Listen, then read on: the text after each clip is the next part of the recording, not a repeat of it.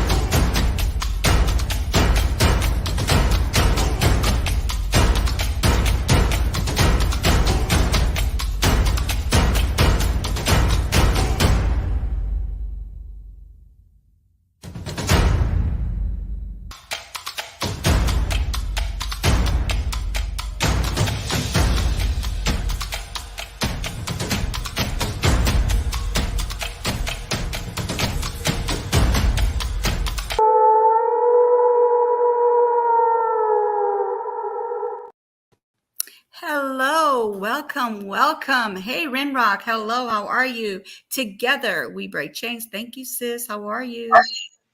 Buddha, how are you? Thank you for coming. Ryan, thank you for coming. Darlene, thank you for coming. Well, thanks for having me. No problem, sweetie. Cash, thank you for coming. Thank you. I appreciate y'all coming in here. All right, so let's see here. I think that's it. Hey, young Rias, I knew you were coming. How are you? Thank you for coming. Okay, so I just want to let you know ahead of time, we have a book that's pinned at the top. This is her book, her autobiography, okay, about what happened to her.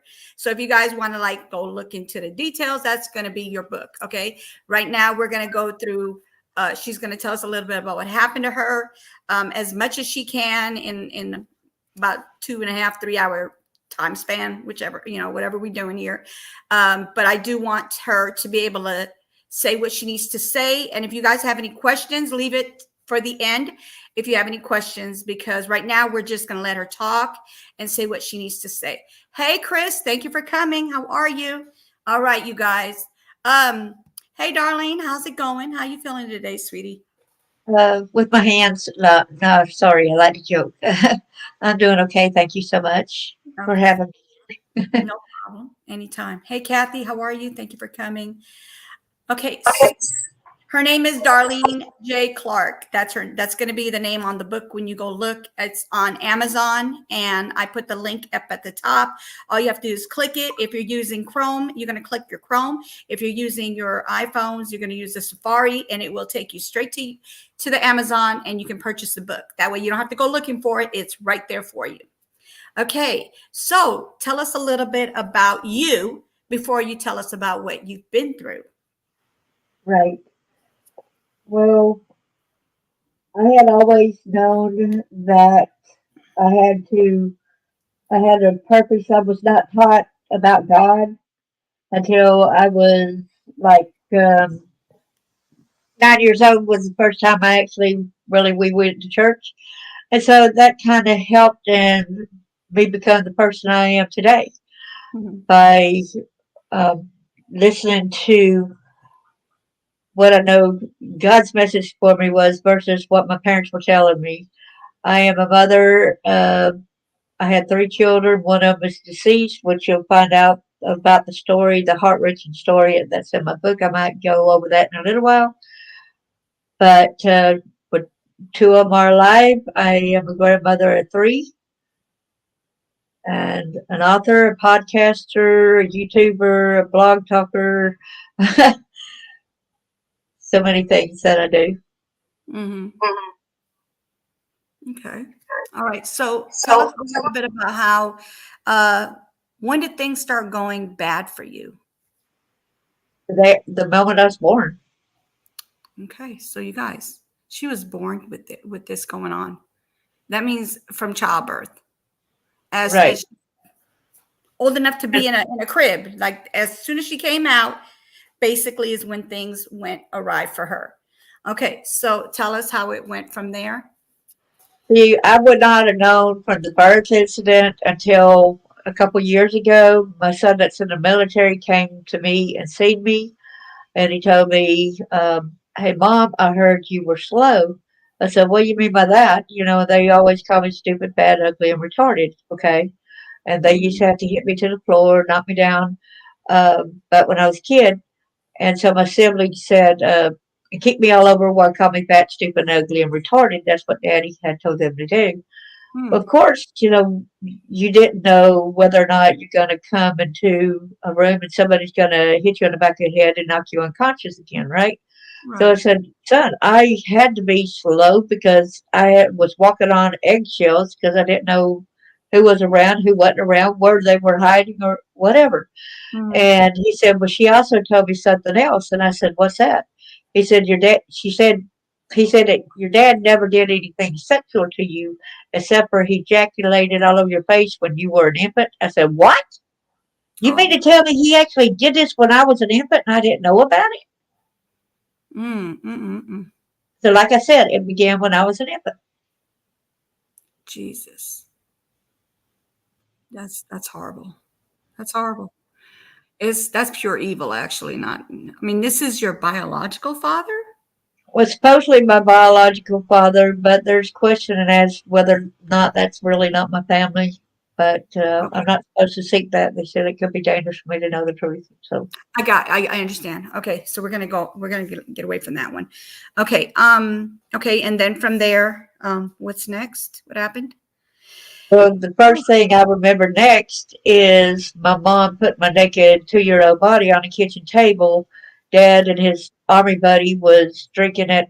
Back then, it was metal tables that had coloring on the top, okay, and it had rungs around it. And so they opened up the beer bottles on the side rim of that table, and one of the guys, his bottle had cracked a little bit, from it broke a little bit, little sliver.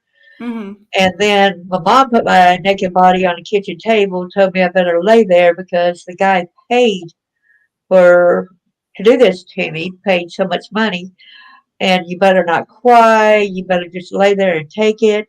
Well, the guy went at my leg section, and then Dad stood behind the guy as the guy used the bottle on me And how old was this? too. 2 years old. A That's the child earliest memory that getting. I've got. Yes, that's the first memory of being sexually done that way.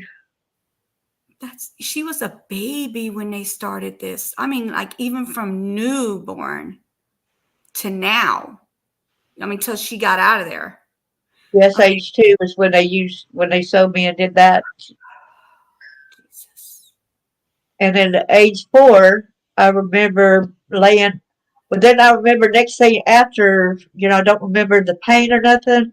But when I watched The Sound of Freedom, that movie, and you Mm-hmm. see that kid sitting in a bathtub of water after them acts, I Mm-hmm. cried when I saw that because that's exactly what they did to me afterwards. They put me in a tub of water. Jesus Christ. And the next instance I remember is I was 4 years old and I was laying on a couch. Evidently, I was naked. I Mm-hmm. don't know where any of my many siblings were. And Daddy came over with a knife and he cut me between my legs, parted me off, and he put it in his mouth and ate it. Wait. How old were you at this time? 4? Age Four. 4. 4 years old, and he did this. Yes, ma'am.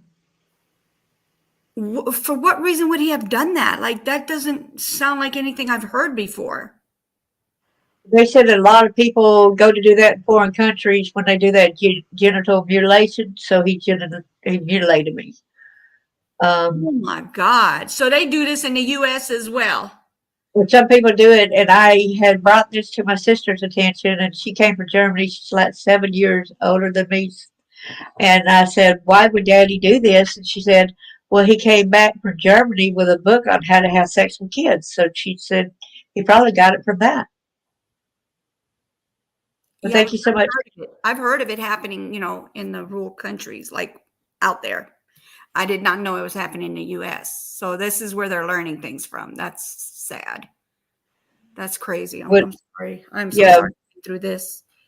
some people are vicious and everything else, and I have met some people in the past also that had known my daddy when he was in the military, Hmm.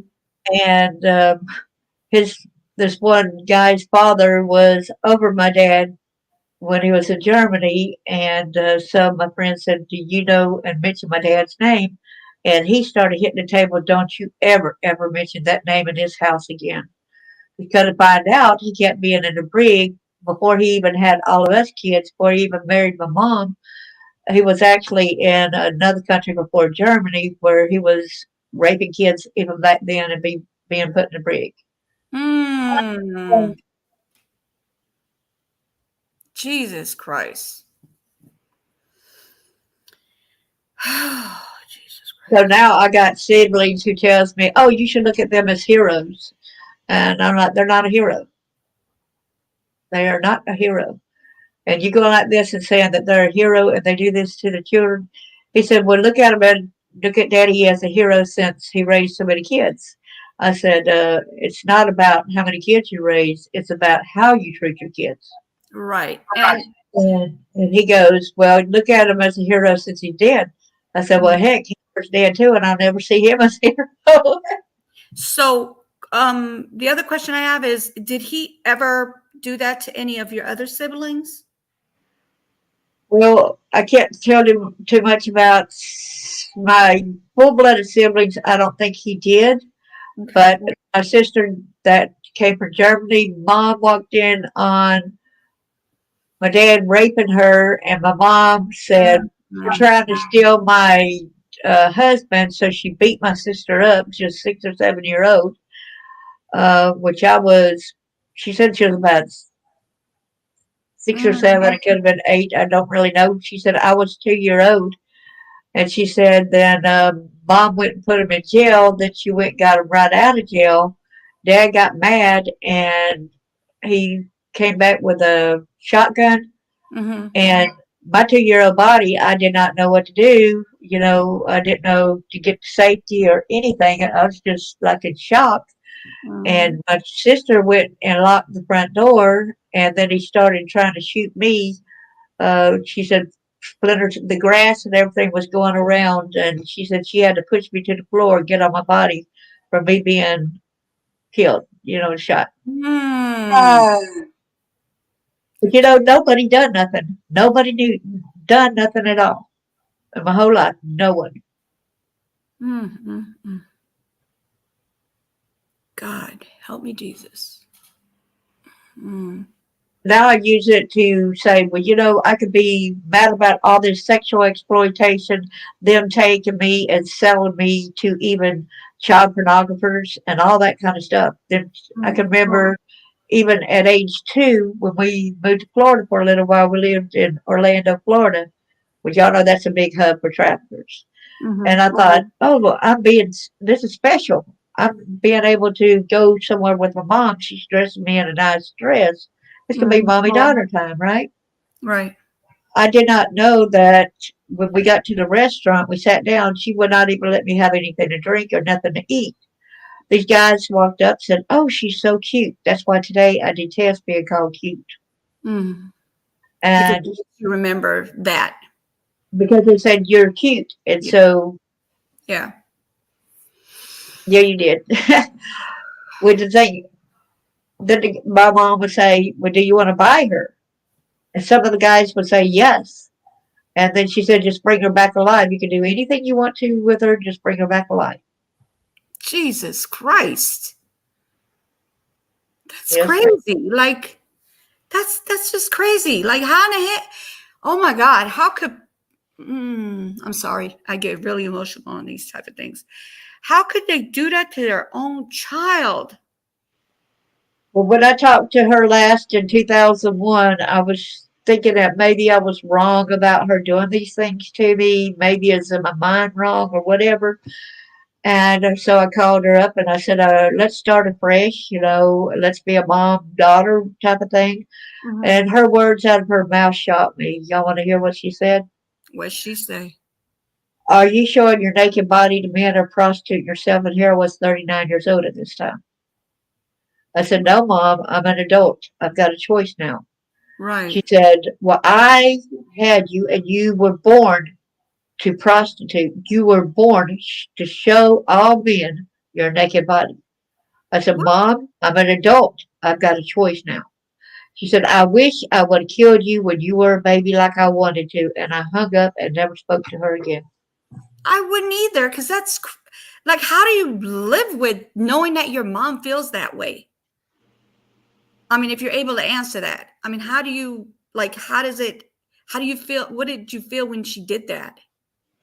I felt like the validated what here, like I'm trying to get the relationship that we never had and give her a chance to let bygones be mother daughter, forgive and just try to not, bring up the past or anything. And yet she's bringing up today that I should still do what she says and prostitute myself and do that kind of stuff. That I was made to do that. And I thought, I really look at you as low life. I look at you like you don't even deserve to have me as a mother.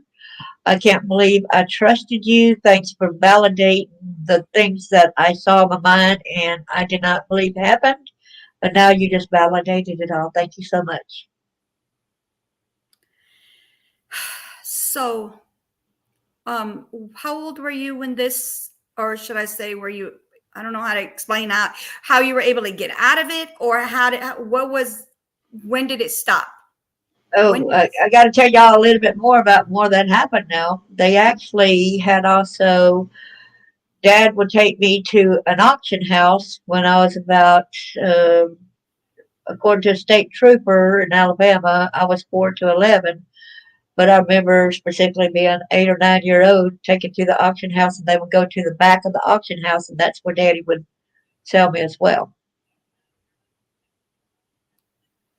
Um, God. so that was for the child pornography, and then I did not believe that memory until I met the state trooper at a public library to discuss genealogy because back then you had the regular phones. You did not have cell phones. Right. So I called up people with that same surname, that's all in the phone book. And he Mhm. had some of the information. So I met him at the library. Before I even got my purse, sat down all the way at the table. He said, I remembered you. I said, from what? He said, from all the child porno. I said, what? And I did not even get sat down yet, girl. And then I just fell. My legs went out from underneath me, and I just fell backwards. I had to grab a hold of the edge of the table to keep from falling over the chair because, I just didn't have it. Right. And I said, so since I was forced to sit there, since I couldn't get up and walk, I said, well, what are you saying? He said his dad had over 300 pornos, and I was in the majority of them. And he enjoyed doing me when I was a little kid. Oh my Jesus. And he was an Alabama state trooper. Oh, So she can't trust the cops and can't trust a lot of things. Like my dad used to play hide and go seek, and so he came into. I think it'd be better if I was to read it, because it's I might miss some things out of mhm. that. So let me go ahead and read Dad's version of hide and go seek. Okay, Okay. I'll look it up right quick. Thanks for everybody's support. So appreciate y'all. Definitely. Jesus. It's called the Dane. No, that wasn't the Danger Game. Sorry, that's when I played with the game. Train. I didn't care about my life.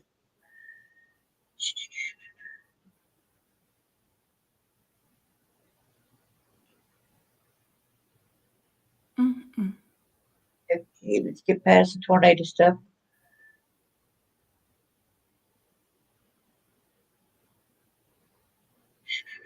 Dad's version of hide go seek. Here it is.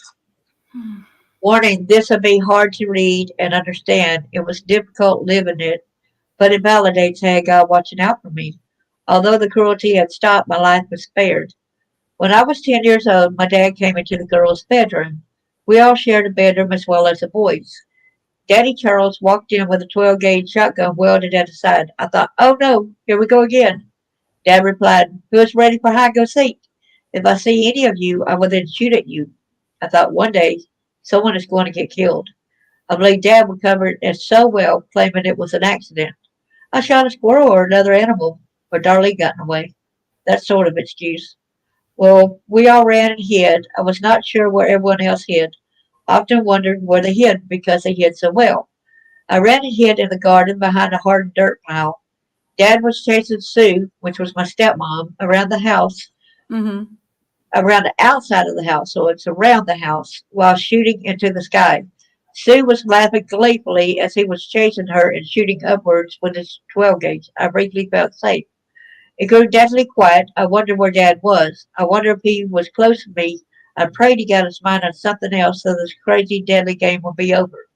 I looked up from behind the hardened dirt pile. I did not see Dad. I drew in a deep breath as I laid my head down on the ground. My heart was racing wildly. I was so thankful he was not around. I was thankful he did not spot me. I knew he always found me first. A few moments had passed, in which it felt like an eternity. I decided to look up. Oh no, Lord, please protect me.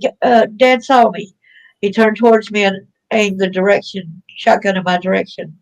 I was praying hard. I knew I was dead. The next thing I knew, dirt went all over my body. I was shaking fearfully. After the dust settled, I noticed a rock that was right in front of my face. The dirt had covered it. The rock saved my life. I knew it was God who protected me. Oh no, he's reloading while coming in my direction. It felt like everything was in slow motion. Dad was still approaching me while reloading his 12 gauge. I knew I was dead. Something told me not to run. I was looking right in the face while I was approaching him, so I stood up and did as the inner voice was instructing me to do. I could not feel my legs or feet under me. I felt as if I were floating. It felt like something was around me, protecting me. I kept thinking, do not turn around and run. That is what he wants you to do. He would shoot me in the back. There was nothing to run and hide behind anyway. I continued walking to him while staring into his eyes. I thought no matter what, I was dead.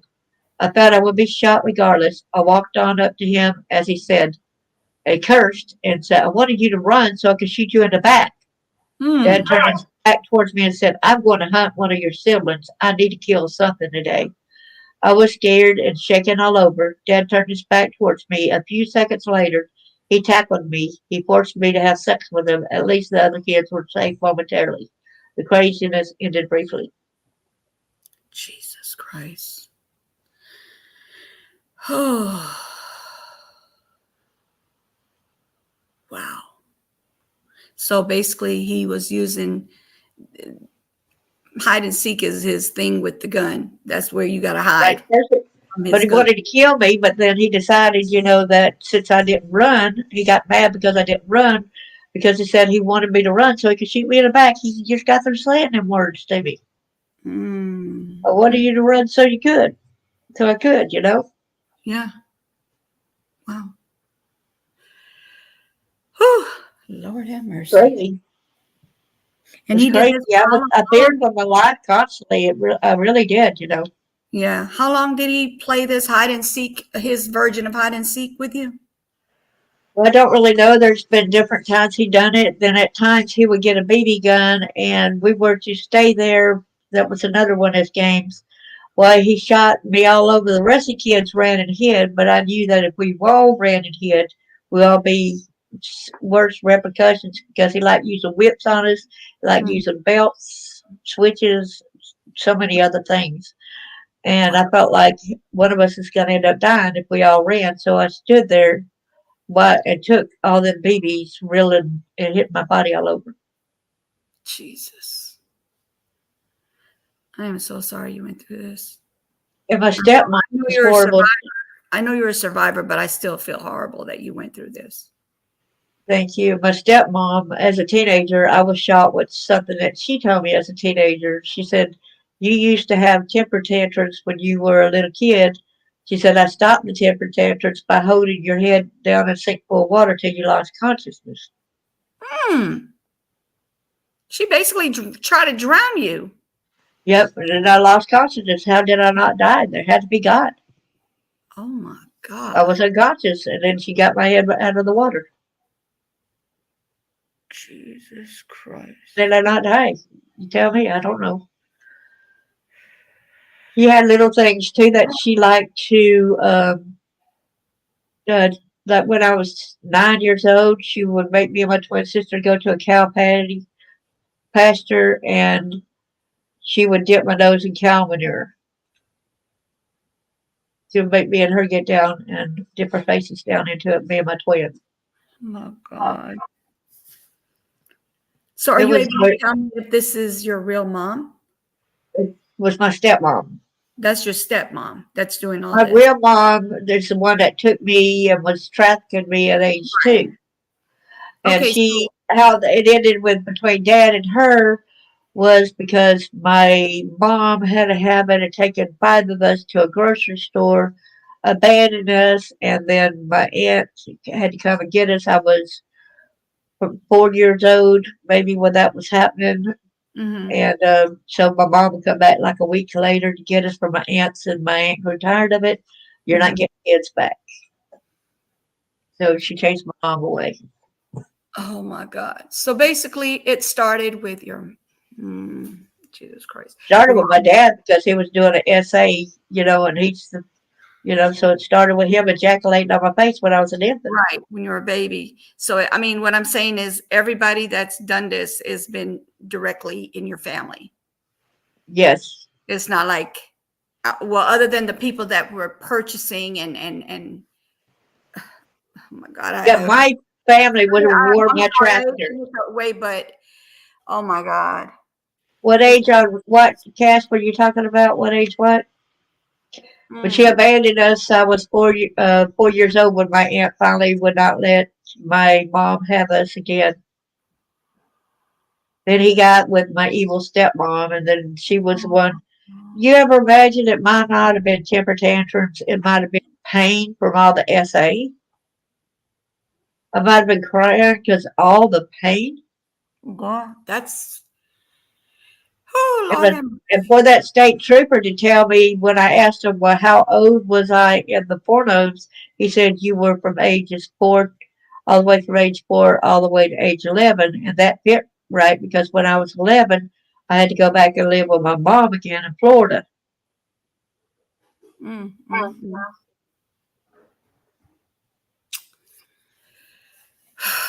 All right. What's next? Oh my God. Even though this is horrible enough already. Hmm. And see, I'm a twin, and I really hated that comparisons with a twin. We looked nothing alike, we acted nothing alike. But I was so tired of the comparison of like the prettier twin, even though they said I was a prettier twin, I was a smarter twin. But my twin sister wore irregular pants, so I was noted as a fat twin, even though I was a normal sized kid, I wasn't fat. Mm-hmm. So it was always comparisons, and I really hated that fact of always feeling. But I really liked it when we were on the Betty Carl show on the 7th birthday. That was a laugh there. Right. Right. That Wow. was one of the good things that happened. So, that's in my book, so y'all can also read that. So it's not all just bad in here. There's some funny things in there. There's some humorous things in here. Hmm. So, I don't know any other way but to ask this, but okay. So, other than your father, your mother, your stepmom, and your stepdad as well, there's a stepdad, or is it just My stepdad never did SA me. nothing? My dad, there had been so many marriages with my mom, but Mm-hmm. the one that when they got custody of us, I couldn't understand something else because he had told us, and so I don't know how much is true or what, but he had told us that he was still serving 26 years probation. He said Mm-hmm. he served in prison 26 years, and I asked him for what, and he said for murder. Oh, Yet Jesus. yet my mom and my stepdad were given custody of us away from my dad. Wow. And this is what age? 11. 11. Okay, so he didn't SA you guys, right? He didn't SA you, No, but no, he he would just belt us all over when we got off the school bus if we didn't have the house to clean and everything. And my mom told me I had to get a job. Here I was, 11-year old, and for a little while I planted tobacco, mm, and I ended up sick with pneumonia because I did not know that I was allergic to tobacco. oh wow. So, and so I ended up getting fired, not being able to call and notify the boss, that I was in bed sick. Yeah. And so he fired me, and then my mom said, "Well, you got to work.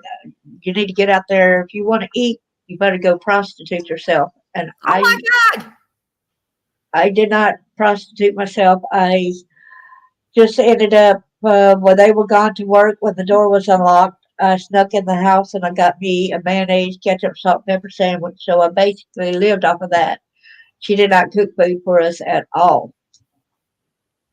So not only Um, are they selling you guys and traffic, whatever. Oh my God, and they were abusing, starving us and everything not else. feeding you.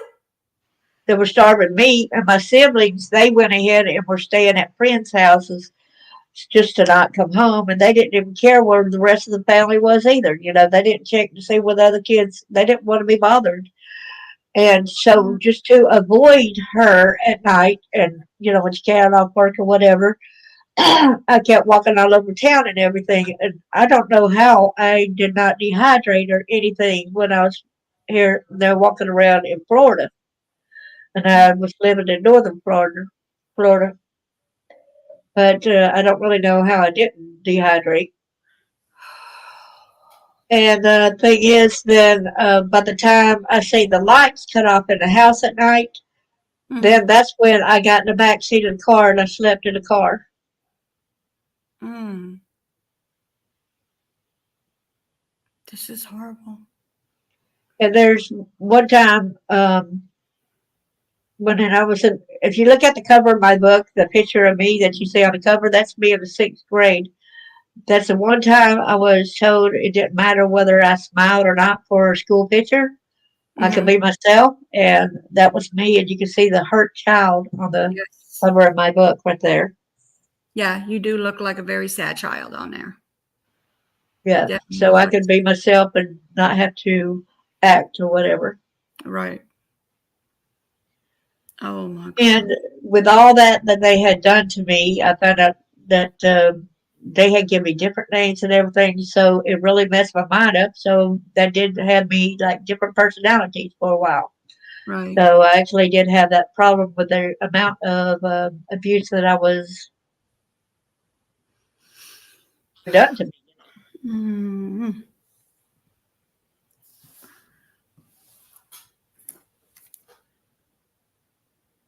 They always liked to dress my hair kind of like the Shirley Temple hairdo. Mm-hmm. I guess that kind of turned the guys on, grown men to a little child. But Mm-hmm. I'll say one good thing. Well, one of the persons that had bought me, I do remember that he just took me there to play with his daughter, so then I didn't have to be worried about being messed with. So he bought me and played with his daughter. So Mm-hmm. it wasn't all bad in that aspect. Well, I mean, that's probably the only time you were not be in touch when you weren't in the house. Right, So that's your another way of saying your break from all the things that you should not have been going through. Period. exactly. And when I was 2 years old, and my mother was supposedly in the hospital having another sibling, they said that I stopped breathing and they didn't know why. And my daddy was having to run up and down the road, and luckily a state trooper stopped or sheriff stopped. He Mm-hmm. tried mouth to mouth, that didn't work, Mm-hmm. and then they had to rush me to the hospital. I had emergency tracheotomy, and when I go back and keep trying to remember what took place, I keep seeing my great aunt's husband doing something sexual to me and gagging me, and that's what caused the reaction to me losing my breath. Oh my God. It Oh boy, oh boy, oh boy, oh boy.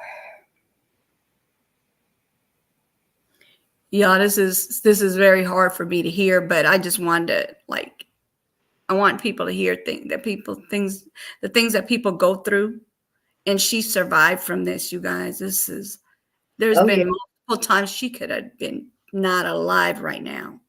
There's been multiple times her oh yeah, mom trying to drown, like she wasn't trying to drown her. She was just making sure that she went into the point where she passed out and then would bring her back up. That's torture in itself. right. This is so horrible. And I used to think that everybody was done the way I was done. How was I to know differently? Because that's all I saw, right? Right. And that's usually how it is. When that's all you saw, then that's what you think is normal. That's what they call normalcy, but it's not normal. But at that time, you thought it was the normal thing, and now you know it's not the normal thing. Exactly. Oh my Jesus!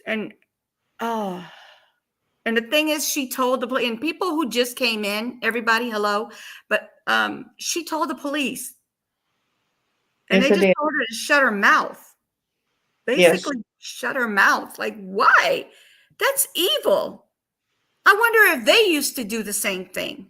I'm just one. I feel like this is how I feel when it comes. This is my opinion, my thoughts. You know how I am, you guys. I feel like when somebody doesn't want to help somebody, is because they're doing the same doggone thing. Because how are you going to be, stopping somebody from doing something you do yourself? Because that's the same situation that I've dealt with, like with people have been unalived and the cops don't help. I feel like you did the same thing. I'm not saying to unalive somebody, but I feel like they abuse their wives too, or their girlfriends or whatever. Because why would you not help a child? That doesn't make sense to me at And all. see, It doesn't that's make any and sense. if it's not that bad in the '60s, when I was born, excuse me, when it's that bad, and the police not protect, and everybody around me was doing that too. It's just that it was always bad, and but a lot of all of it's being known now. You know what I'm saying? Yeah. Wow. This is crazy. Oh my God. I don't even know how to He used explain to this. he used to also my sibling told me that how daddy used to even tie my hands up and throw me off into the creek off of a bridge into the water. And I said, well, how did I get out? They said, somehow they got loosened and you got out. You got away. Daddy told us not to help you. Did oh my God, this is gonna be a stupid question. Did he tell you why he would do that? Drop you off like that? Like, oh my God. Sorry, you guys. Oh my God. Well, years later, he told me that I really wasn't his daughter. And my mom had even told me after the court case, my mom won custody. I was even told that I wasn't really her kid either. Mm, mm, mm, mm. So I don't really know where I belong, really. But you know what? No matter what, the reason why I'm telling my story is I don't want empathy or sympathy. I'm bringing this to awareness because it Yeah, happens to our kids too much. Look at all these kids that's missing and murdered. right. I remember one time when I was 10 years old and there was a guy that wrecked into our mailbox at the end of our long driveway. And I wonder today what happened to that kid that the guy it was a white guy driving and it was a black baby in the um, that he had in the not in the back seat but in the floorboard. Mhm. And my daddy said that he was drunk and everything. And I wonder today whether or not that guy killed that child or what, you know. Oh, Because back then it was no with the KKK type of stuff, you know.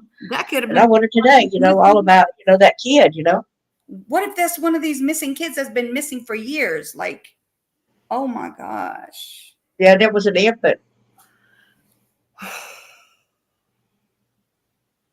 But I Mm, never saw the kid. I just know about what my dad said. yeah. Mm, mm, mm, mm. So, moving on. Um, so, are you able to now talk about when you got out of this, or is there more to this? Because I mean, I know that this is something he repeated, repeated over and over. But as far as like anything different, anybody else, or how did you Yeah, get out I of had it? Oh my God, like if you. I had a cousin when I was 10 years old. We went over to their house and he was swinging me. I thought it was innocent. You know how you swing a kid between your legs up in the air and then you swing him down there and then swing him Right. back up and all that. Well, Yes. then he started going to where he started gliding me on his private area, Oh my. and I felt sick to my stomach, and I begged him and pleaded him, please stop, you know. Yeah. And then my other siblings and stuff, I guess they went to the front of the house getting ready to leave, and he pulled me in the back door and pulled me and pushed me on the bed and started fumbling and doing his pants, fixing to rape me. And Daddy yelled at me several times, and it saved me from being raped right then and there, you know. Well, my dad need to go, so thank God, that's what saved me that time from him doing it. But he came back years later. And then there's an incidents when I was a teenager and I went on a date with a boyfriend, and then Mhm. of course just walked me to the door. Then he left, and then I walked in, and there was one of Mama's friends, my stepmom, evil stepmom, Mhm. and he told me he had a what kind of dog is that? A Doberman Pinscher, and he had already showed me that if you don't do what I say, I could get that dog to tear you apart and kill you. Mm. And so he would, like, he would hold down branches of a tree and he'll say, bite, and he'll bite and he'll latch on and he'll let go of the limb and that dog be hanging up in the air. Just that total grip, So I knew. And then he said, go back there and change into a pair of shorts, right? And I said, I'm going to bed. I just got back from a date. He said, your stepmom is in on this. You better do what I say or you're in bad trouble. So I went back to the bedroom and changed. And then we had to go to the backyard underneath her window as I watched her watching as he was raping me. Mm. So then another time when I was a teenager, she held me down while her son raped me and I got pregnant and she did something with the baby. But Mhm. it's in the book. So he was born at home. He was alive, and I saved the knife over my head, but I had a block out. I really did not remember a lot of this. I blacked it all out of my mind. And then years later, I remembered it.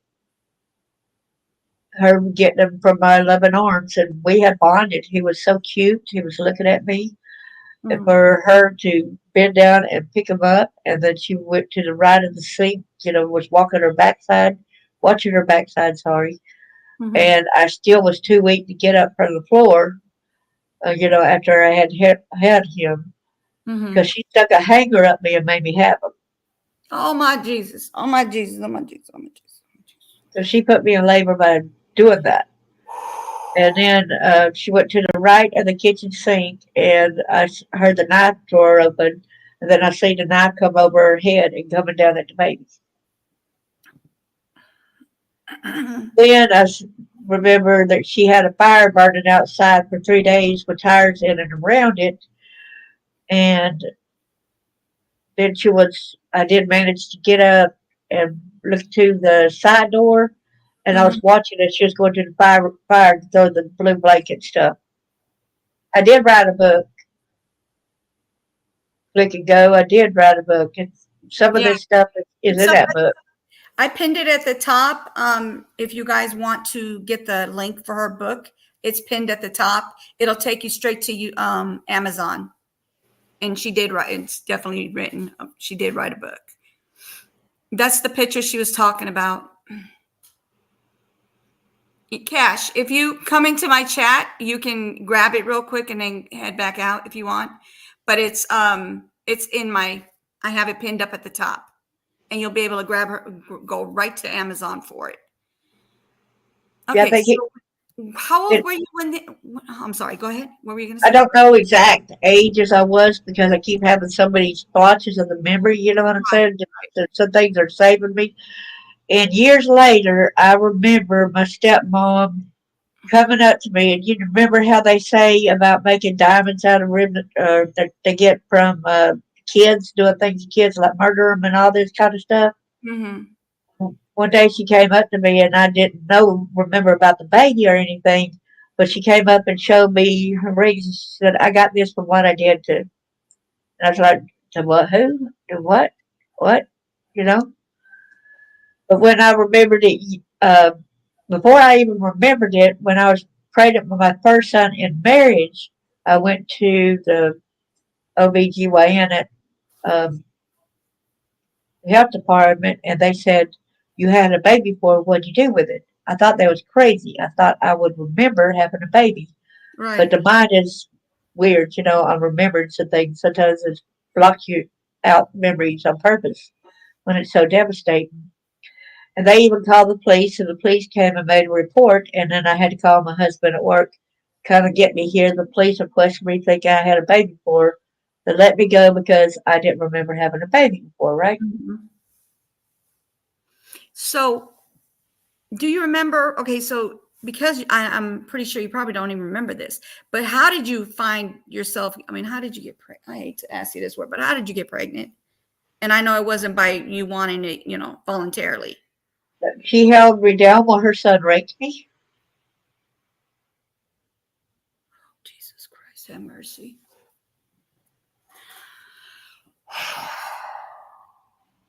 So it was not for me being promiscuous or nothing like that. It was Right. intentional That's what I to. knew that it wasn't from that. I knew that it wasn't from that. I just wanted. I just thought maybe you had a boyfriend, but I didn't know that it was from another incest situation. Um, basically, It was a half brother, so I mean a step brother, so it wasn't no blood relation to me. right. But I mean, even I don't know. For some reason, I just feel like when you go into a family, regardless if they're your step brother or whatever, I mean, they don't have your blood, but that's supposed to be your brother. That's going to be the next person. It's supposed to be if he's older than you, he's supposed to be your the person that's going to Protector, kind of protect like you. a protector. Right. And Not that, somebody that impregnates you. And then now your mom makes you miscarry, right? Because that's basically what no, happened. she didn't make me miscarry. It was a live birth. I held him in my arms. Oh, it was like a baby when she did this. Yes. Oh my God. Oh my God. Oh my God. Oh my God. This is worse than. She did that and then she stabbed him. Oh. Oh. I got it in my book. I do have that part in my book on remembering it and how I did remember it. So if y'all want to know how I remembered it, it's actually in the book. I remembered it when I was in therapy when, Did your boy, mom? I was suicidal when I first remembered it. I wanted to die. I felt like Yeah, it's that's. my fault. Why didn't I remember it and all this other kind of stuff. Oh my No, God. he was a live birth. I held him. He was breathing. His gazing. He had that slate colored eyes, like they had that little film over their eyes the first couple of days, or whatever. Mm. You guys, the book is pinned at the top if you're interested in digging deeper into the story in this story that her life, her autobiography. Um, did your mom ever pay for any of this? No, nobody ever had to pay for it. Matter Nobody, of none of fact, them. no fact. Matter of fact, that I was supposedly, according to somebody, um, for the dating site, they said I supposedly was missing when I was 15. And that's after they had beat me bad and I was in a makeshift box up underneath the house left to die. Mm, Somebody came and saved me and took me to a hotel. The cops saw me there and found me there 3 days later. And the friend said, well, you need to make sure you take her to the hospital. Look how beaten she is, all the bruises and all this. She needs medical right. attention. The cop said, no, we're just taking her back home. And they took me back to that. That's another one that needs to pay. I mean, he might not have been the one that touched her, but he did put her back in that house after she done got out of there. Like, what the hell? Yep, he should have. The right thing would have been to take me to see if I'm okay. Broken bones and all that other kind of stuff. Need to check. I was bruised all over everything. Did not care. Thank you, young. Mm. And so now I still have to worry because sometimes when I go to Alabama, I have been shopping at some places and I guess some of the people recognize me. And Mm-hmm. I am actually grabbed. My arm is grabbed, and I have to lie and say, "You like, yeah, I'll go with you," or something like that. And then the guy leaves me alone, and then I run and start screaming at the top of my lungs. I had to do that several times too, as an adult. Yeah, I don't blame you, especially because they're not paying for anything. I mean, They even if they were paying for something, you're not gonna try to kidnap me. no, of course not. That's what it's trying to do. It's trying to kidnap me. So I've been trying. They've been trying to kidnap me some of the times too. For what? It's oh my God, these people need to is Because there I know the secrets of them, what they done. I know about the different meetings that they had. right, Even though I'm not having that in my book, but I don't care about saying it on here. But right. as y'all know, and y'all probably figured out, yes, there was satanic meetings going on in her yard. Hmm.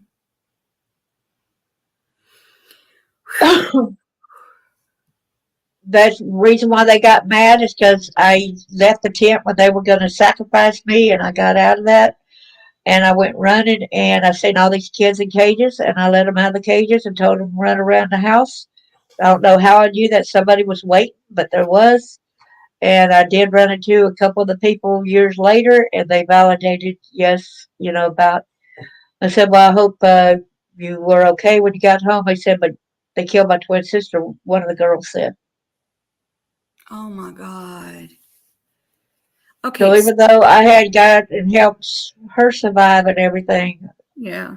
sister was murdered by them And because she what's the ran. reason behind They that? told her. They told her because she ran, and that's kind of funny because I was a twin, so it made me wonder if the rest of the people were twins too. Hmm. So when you said you let them out the cages, you're talking about humans, Yes, kids. the kids. There were about 7 to 8 different kids in cages, rabbit cages, and some small little dog. Like my little kennels type things. Yes, they were all in cages in my at my mom's house, my stepmom's back in the back there. Yes, ma'am. Oh my. I wasn't expecting to see that.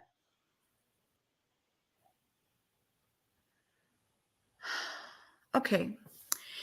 So instead of them trying to make right by apologizing, they're trying to take you away. Hold on one second. I'm sorry. Hold on.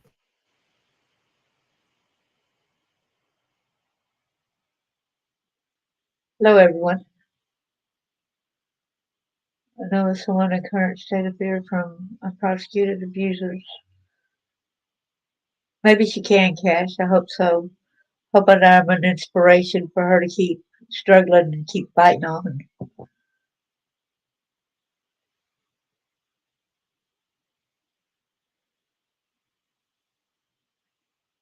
Some people that's read my book had told me that they had stopped doing drugs because they said if what all I had been through and me looking positive at life now, me seeing through clear shades and me helping others, that it made her get off of drugs, one in particular. Oh, wow. I'm sorry. That was my daughter-in-law just came out of surgery, so they're heading home now. Thoughts Okay. and prayers for her. Yes, me too. I told her, I said, girl, I prayed. All I can do is pray. Hello, Kimberly. How are you? And everybody else, hello. Okay, so this is what I was saying. So basically, instead of apologizing and being regretful for what they've done to you, they go to try to snatch you up again to do God knows what again. I'm sure they're going to do either unalive you or something if they get a hold of you. I'm assuming this is what they're trying to do because, Yeah, they like tried to you said, shut me up. They yeah, tried to kidnap. Like one time, I did not even remember what my stepmom had done to me right. a kid situation, okay? She Yeah, needed a place to stay, so I opened the door and let her stay there, even, y'all. I even right, let her daughter and three kids stay there. And right. I ended up, because she told me that I needed to take the food out of my kid's mouth, which my husband had bought the groceries, and yet my stepmom was over there cooking something else, and my kids were right there eating the cereal that my husband bought, and my sister told me to get that and give it to her kids, and I wouldn't do it, so I kicked them all out of the house and everything, and they had to start walking down the road. And she had threatened me that I'm going to do to your son what I did to your other son. And I'm like, what are you talking about? I did not remember about the baby, right? Mm-hmm. Did not remember about nothing. But then when my son was getting off the school bus one day, guess what? There was a van, a white van, and the passenger got out of the van and opened up the van door, and I was in the barn lot that was there was my mother-in-law's house where the Mm-hmm. bus stopped. Then we lived back off another road, so the bus didn't go down that gravel road. There was no room, nowhere to turn around. So Mm-hmm. we lived on the other side down another road. So, but I went in the barn lot. I knew that I needed to protect my son, and I Right. started running to him, run, run, run.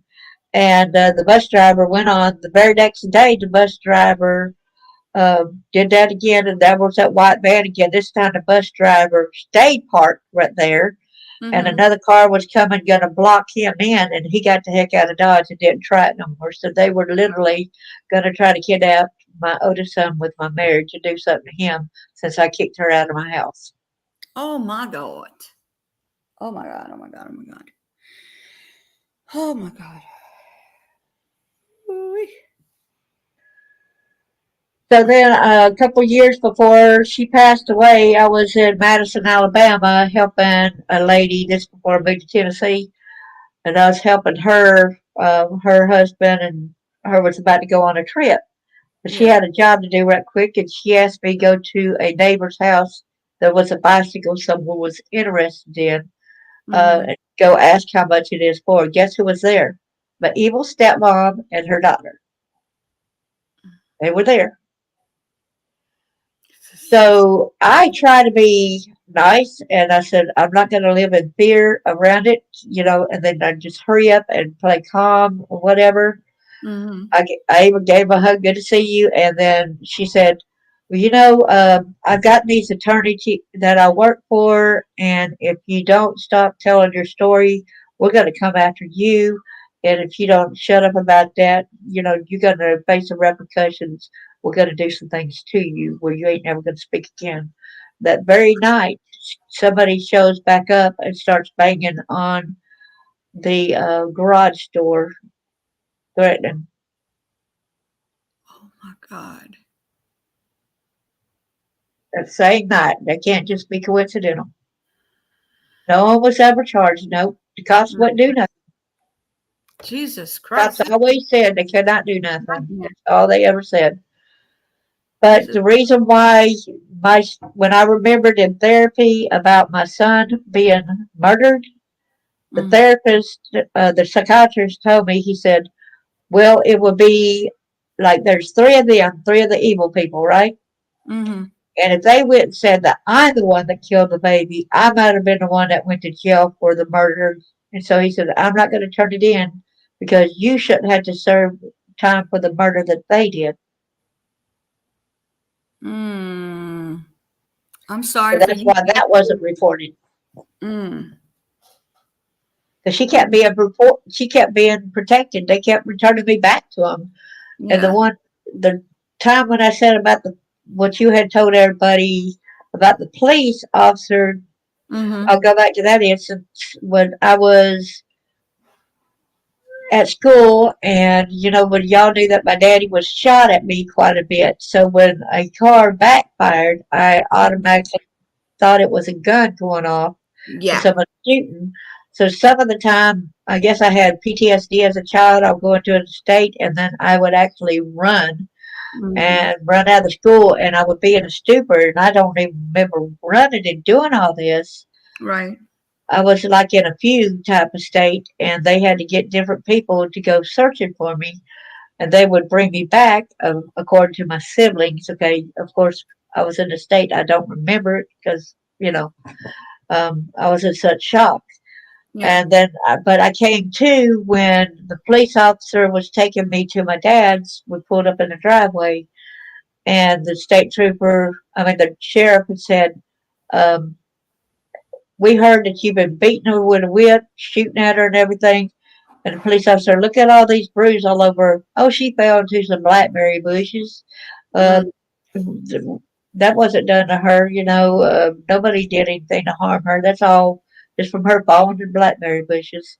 And yeah. the police officer looked at me and said, if you ever tell again or anything, we're going to do something to you. We're going to arrest you.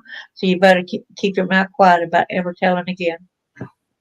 Oh my God, dude, this cop. This is just that one cop, or is there more than one cop that's doing this?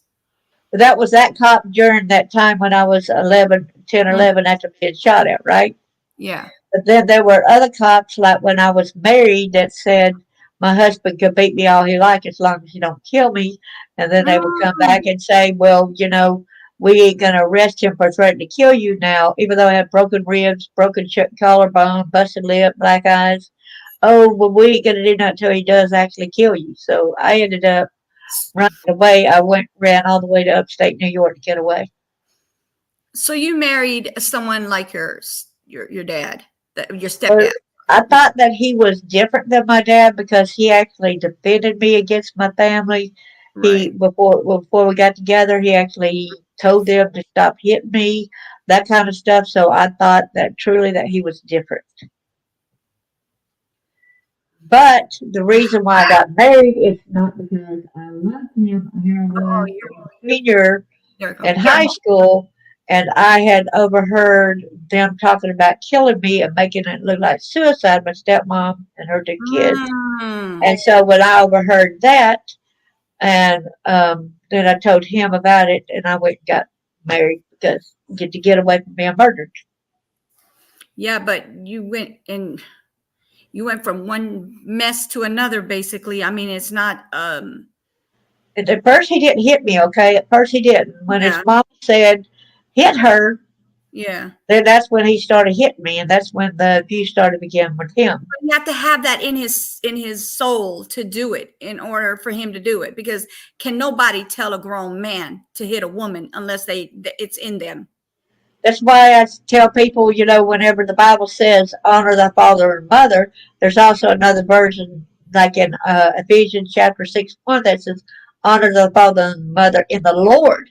So if your parent tells you to do something that's wrong, don't do it if it's not right. Period. Don't. Period. Exactly. That's exactly how I feel. And that's not what God is talking about when he say honor your mom and dad. That's not the part. That's not the part. That's for the Well, he good. felt like by not doing what she said, he would be disobeying God, is what he was taught, basically. Right. I mean, it's not like, okay, so when he said He said, honor the parents and all that, when they say honor your parents, right, they're not talking about honor them for, even when they're doing wrong. They're talking about, like, if you're, when they tell you to go to school and do your work and be a good kid, that's one thing, but this is not something you need to honor as a child. exactly. You get the heck up out Exactly. of there. You find someone who's gonna, who you could trust, and you can tell them and they can help you, not somebody that's gonna toss you back into the lion's den. You want to know something funny that I did with my dad? I got him to stop doing a certain act. Hmm. Okay, he used to like to for us to put our finger down when he's cranking a lawnmower up and Mm-hmm. make sure that the spark plug's firing was his excuse. Mm-hmm. So he's like, "Who wants to do that? Who wants to do that?" And I started. He kept volunteering. I want to do it. I want to do it. He said, "Well, you like it too much. I got to stop doing it." Oh my God. So then he stopped doing it because I liked it too much. He said. Oh my God. And when I was in 2001, I had been to a ear, nose, and throat doctor, even though I've been there different ones. And they say, oh, no, you don't really have no blockages or nothing. But in 2001, I found the best ear, nose, and throat doctor who actually told me that my nose had been twisted back when I was 6 years old. He said, who did this to your nose? I said, well, I fell out of butt bed when I was 7 and landed on my nose. He said, Mm-hmm. no, this is for intentionally done to you. I said, well, I see my daddy coming at me with a pair of pliers. He said, the pliers were embedded in my cartilage. Mm-hmm. Mm-mm. Oh Lord have mercy. So every day was like a struggle. I didn't know if it was going to be the day they killed me or not. Seriously, I didn't. That was my daily thing. Is it's going to be the day they're going to kill me? Hmm. So how old were you when you were able to get out of this, you said? I was 18 when I married to get away from that, and yet the thing about it is, my stepmom still started acting nice to me again now that I got out of her house, right? Mm. So I still seen her around some, and I just kind of like, okay, I just let whatever the past go away and just deal one day at a time as things that come up, right? Yeah. Um, but a lot of the stuff, like I said, I had big blockage of memory, and a lot of the things that happened to me, it just so happened I had to go to therapy. And the reason I had found out about all the sexual abuse and I had blocked it up, I tell you what started the memory of it. Okay, Mm-hmm. back when I was married, after I had my kids, several years later, they told me that I had to have a hysterectomy. Well, Okay. when a doctor pulls up a chair, it's when you're after surgery in your room, instead of standing right there, and he asked, "Were you abused as a child?" I said, "Yeah, I was abused, but that's over done with." He Mm-hmm. said, "I have never seen no woman messed up internally as you were." He said, "You were severely abused all your life, even at a very young age." He Right. said, your kids are a true miracle that you shouldn't have even been able to have any kids. I said, I know they're a miracle. I got on my knees and prayed to God that to have these two kids I had with my husband. Right. And he said, yeah, I believe in miracles now. And I said, well, yeah, I believe in miracles all along because I wouldn't be here today if it wasn't for miracles. Right. So anyway, with him saying that he worked over 2 hours removing scar tissue and it was like none had been removed at all. Well, and he said, well, you're going to need to talk to a therapist because as badly as you are hurt inside, there's no other thing but you're going to need therapy. I thought I was fine. I did not know a lot of this stuff. So Hmm. after I was healing and stuff from after that surgery, all of a sudden the nightmares began. He kind of like opened up Pandora's box. I was having nightmares. I was seeing guys coming at me, grabbing me during the night, taking me off, doing all these bad things to me, and it was hard to sleep. So I had to start therapy. Oh my God. Did that help at all? The first therapist was bad because he said that he had to do unconventional therapy. So my husband actually let him do therapy and lock the door and not let me get outside the whatever. He Hmm. liked to wrestle me and then he lay on top of me. He liked to, I guess he got excited with the things I was telling him about, and he Hmm. had wet places on the front of his pants. And then he would force me, said, I'm not going to let you out the door and open the door until you sit in my lap. And mind it, we didn't have cell phones so we could call back then, okay? So I was forced to sit in his lap, and then he said, well, what happened today? And I would tell him what happened, and he goes, no, this is what you are to say what happened. And so I had to do what he said. So basically, make up a story. Yes, make up a story on what he said. Yes. And he Jeez. said, what I got some goals I want you to do. And I said, what's that? He said, I want you to take a shower with your husband. I want you to do these sexual acts to him. And I want you to come back and tell me the sexual acts that you've done to him. Was that any of his business? Exactly. What a pervert. So then I would go back and he said, did you do them? I said, no, I didn't do them. It ain't none of your business what I do, you know? That's crazy as heck that he thought he could get that answer. Oh my God. And finally, insurance took, well, first I went ahead and stopped seeing him as a therapist when I decided to go let him hypnotize me. But Yeah. I told myself, like, if he touches me wrongly in a spot on my body where he shouldn't be touching me, I will snap back out of it, right? I told Hmm. myself that. And yes, when he was recording and everything, he placed his hand and started feeling my boobs, and I snapped out of it. So I never went back to him ever again after that. And my husband said, well, it's unconventional therapy. It's okay that he touched your breast. It's okay that he got wet on front of his pants. It's okay that he made you sit in his lap. It's okay that he laid on his head on top of your breast. It's okay. You know, that's unconventional therapy. It's okay that he did all this. Oh my God. It's this sounds so unreal. Everything that you've been through, and I'm not saying it's not real. It's just unreal. It just sounds so horrible to the point where it's like not even real. This is Right. And then oh when I seen that my God. psychiatrist, so I finally got that in psychiatrist, and I asked him, I said, how come you believe me? Yeah, can somebody post her link in here, please? Because Cash wants the link shown in here. Oh, do you need the one for the book? You mean I can't put a link No, in? the link for your link. He's trying to get in here to your link. Oh, to my chat to my live. Yeah, he's trying to get here to your live. Okay. Do they have any mods in there?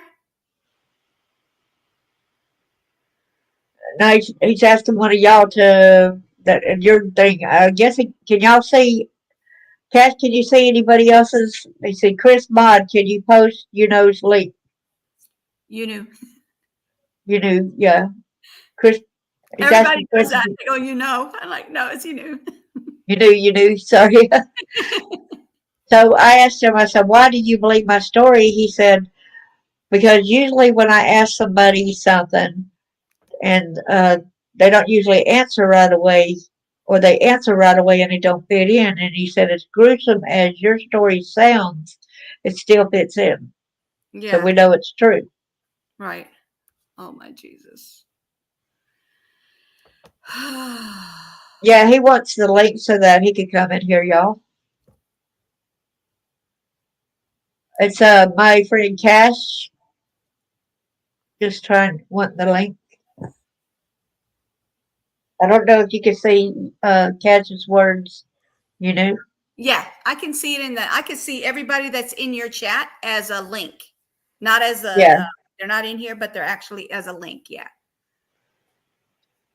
Okay, so somebody can send her link so he can come in.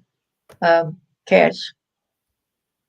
Yeah. I mean, if you have a moderator, all they have to do is click on my name when I wait. I'm gonna go ahead and I'll say something in your chat. Give me a second, and then they could just grab my name and then they could drop the link from there. Do they know how to do that as moderators over there? I think they're able to. I think Cash will be able to click on the link. If, I Okay. don't know if I got any other mods. He's the only one that's showing that's saying anything from my room. I think, if I'm not mistaken. I see Chris. Chris, are you still in there? Because I see you're modded. If you're in there, you can grab it. Chris is my mod too, so Yeah. I think he is. So he could go over there to mine right quick and do that. You know. Right. Can you see her name right there in the chat? You can click on it. Or Because you have to be a mod to be able to. You can like look at my name and then catch. It's easy to find. It's just you, and then space KNEW space and then exclamation point, and then you'll see my wolf on there. don't The run away, Cash. Don't run away unless you're running on here. You know to here. You know. We love you, Cash. oh. So you know that guy was so inspirational to me, and he said, "If anybody tells you that you're not doing a damn good job," he said, "you're doing a damn good job." Right. You let them He know you said, do a damn good job. "Yeah," he said, "if anybody says you're not doing good," he said, "don't listen to them." No, you're doing amazing. He said, "One person, just one thing that happened to you would usually be in an institution the rest of their lives." Yeah, you're doing an amazing job. I mean, But look don't at get me wrong, there was times you're, no longer, attended. you're not a victim anymore. You're a survivor. You have And I'm a thriver now. I'm not just a survivor. I'm a thriver. And now it's my turn to try to help other people. It ain't That's woe is me. I don't want people to feel sorry for me. I want them to know, look, this is happening more than you realize. And a lot of people say, oh, it's gotten worse. But you got to realize this was back in the 60s, 70s, and all that. And I still had to fear for some of the people as well. You know, right. I'm still not safe from these people. Seriously. Luckily, my stepmom died. I don't have to worry about her no more. But her son is still alive, the one that raped me, and I know that he would probably want me shut up. Right. Hello, Truth. Hello, everybody that's coming into the chats. My chat and Darlene's chat. But I just have you ever like thought about it where it's like you feel like it never happened and you're just making like you might have had a dream about all this? Have you ever felt that way? Yeah, I wondered about that, and man, when after I left my husband, my abusive husband, and all that, and I got divorced and all that, Mm-hmm. and I had to start seeing another therapist in another county. Mm-hmm. It unnerved me though when that therapist had said, "Oh, you weren't sexually abused. You just wanted your daddy to do these things to you." Oh my Jesus. And I was so mad. I was fuming. I'm like, "How dare you say I wanted my daddy to rape me? How dare you say that I wanted him to cut me? That I wanted him to do all these things to me?" You know what I'm saying? Oh my God. So, I mean, you have the thing is what I'm trying to say is, and I know it happened because you actually have physical proof that you've been through all this. You know what I'm saying? Yes. And Let me tell you the proof I got about the being cut. Okay. mm-hmm, The proof I got about being cut. I had been when I first moved here. Several years ago. I've been here about 10 years, so I guess about 7 years ago, I Mm-hmm. had just my regular nurse practitioner. She did a female exam on me, and she said, well, all that you got left is a third on that one side. And I thought, okay, I could deal with that. Mm-hmm. Well, 2 years ago, I ended up seeing the OBGYN, gynecologist lady. Mm-hmm. And she told me, no, all that is on one side is a skin tag for the scarring where he completely cuts your whole side off on that one, on the outer lip. Yeah. Oh I my. mean, so I've got, and I actually showed, because my siblings were telling my kids that it never did happen. So I had to have that medical thing that showed my son. I said, son, I know I shouldn't show you this, but so you don't doubt, here's the medical evidence. This did happen to me. Okay. So I Yeah. had to show my son, validating, so he would never doubt me Right. Yeah. on, And truth said, you shouldn't have to prove anything. Yeah. You shouldn't have to prove it. And yeah, I that's true. shouldn't have to. That's right.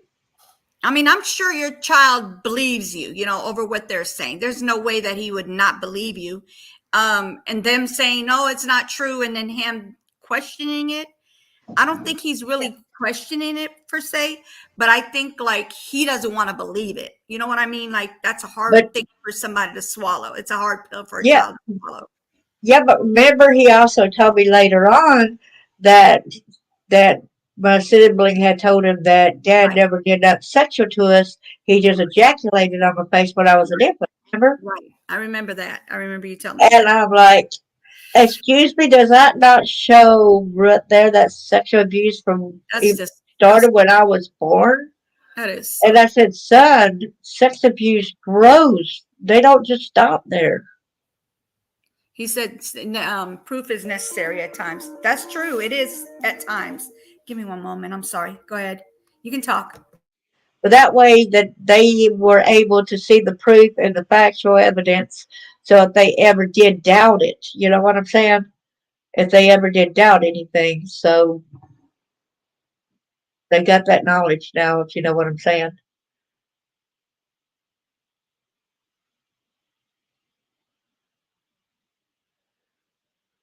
That So was I'm glad that, That's she my sister validated. calling in on me. She's like, "Are you busy?" I'm like, "Yeah, I'm on live." And she's like, "Oh, okay. I'll talk to you later."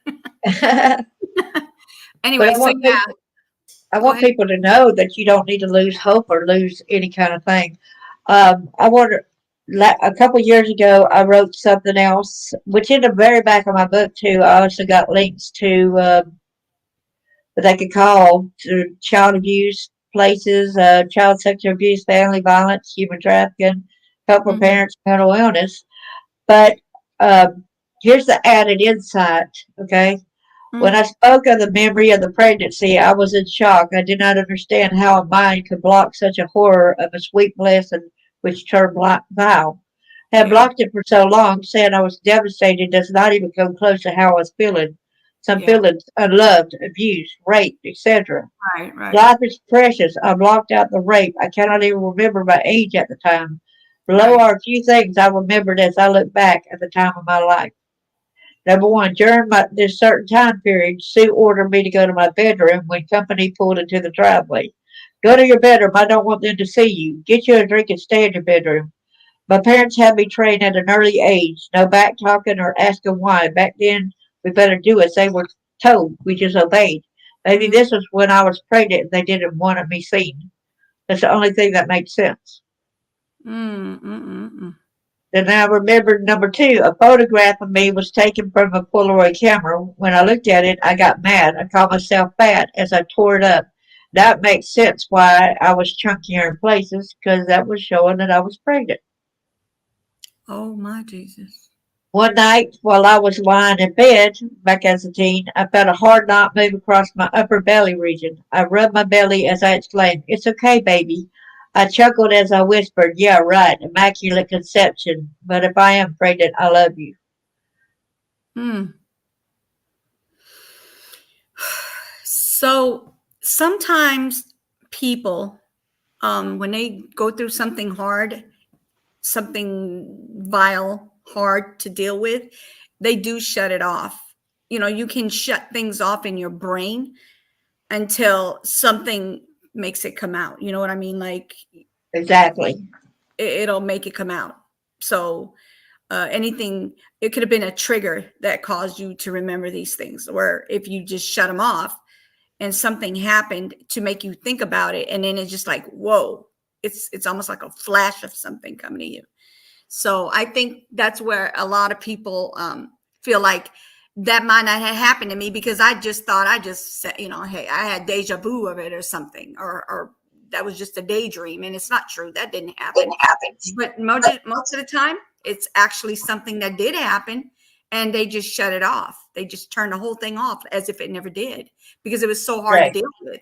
Some people cannot, like I'm so amazed, and I don't know if you ever went to Uggs, which is the D word, Uggs, or did you go to alcoholic to become an alcoholic, right? Did you not? Because it seems like if you did not, then you definitely did this all on your own, because some people go through Uggs and alcohol to get over the things that they've gone through in their life. Well, I tried alcohol, but I still remembered. So no matter how much I drunk, I couldn't Yeah, forget. So I right. thought I was a useless battle when how come all these people could forget when they're drinking and I can't forget? All Yeah, I am is drunker. Losing my balance, looking stupid in front of everybody, right. falling over in front of people. And I'm like, no, that don't work for me. Yeah. And I tried a little bit. I did try. I did do overdoses, which I wanted to kill myself. I tried to slit my wrist. I tried knives and Oh everything. my I God. was mad at God because He would not even let the razor blade cut my skin. And I'm like, why won't you let it, God? Why won't you let it cut my skin? Why? Why? I was so mad at God. It was in time. He would not let it happen, and I was so Nope. mad. It was in time. He knew you had better things in your future. That's why. He knew that it was coming, the good future, the good things were going to come to your life where you're going to be helping other people. And that's why I'm not saying what happened to you is like a thought of, oh, things happen, everything happens for a reason, because that's how I think a lot of things happen for a reason. But as far as what you went through, I don't even want to say it like that, but everything else that you weren't able to cut yourself, right, is because your future to help others, not just for you but other people that you might be able to help. You might become one of those public speakers, right? You already have a book out, right? So you have your book, and now Yes. you could become a public speaker from that as well. You could Yeah, I help others. turned in my name at the college, so if they ever wanted to call me to speak to the kids, I did that recently. So hopefully that they would contact me and stuff like that, where I could talk to the people. Right. Um, and here's one of the poems I wrote back in January 2021. Mm-hmm. Tears for the children lost. Tears for the children lost. Tears for the unprotected. Sadness for innocence lost. Joy for their beating hearts. Joy for their breaths alive. Sorrow and mourning the loss of life. Sorrow and mourning for the pain they felt. Sad they died too young. Tears, sorrow, empathy, and anger at the despicable people responsible. Live Wow. around.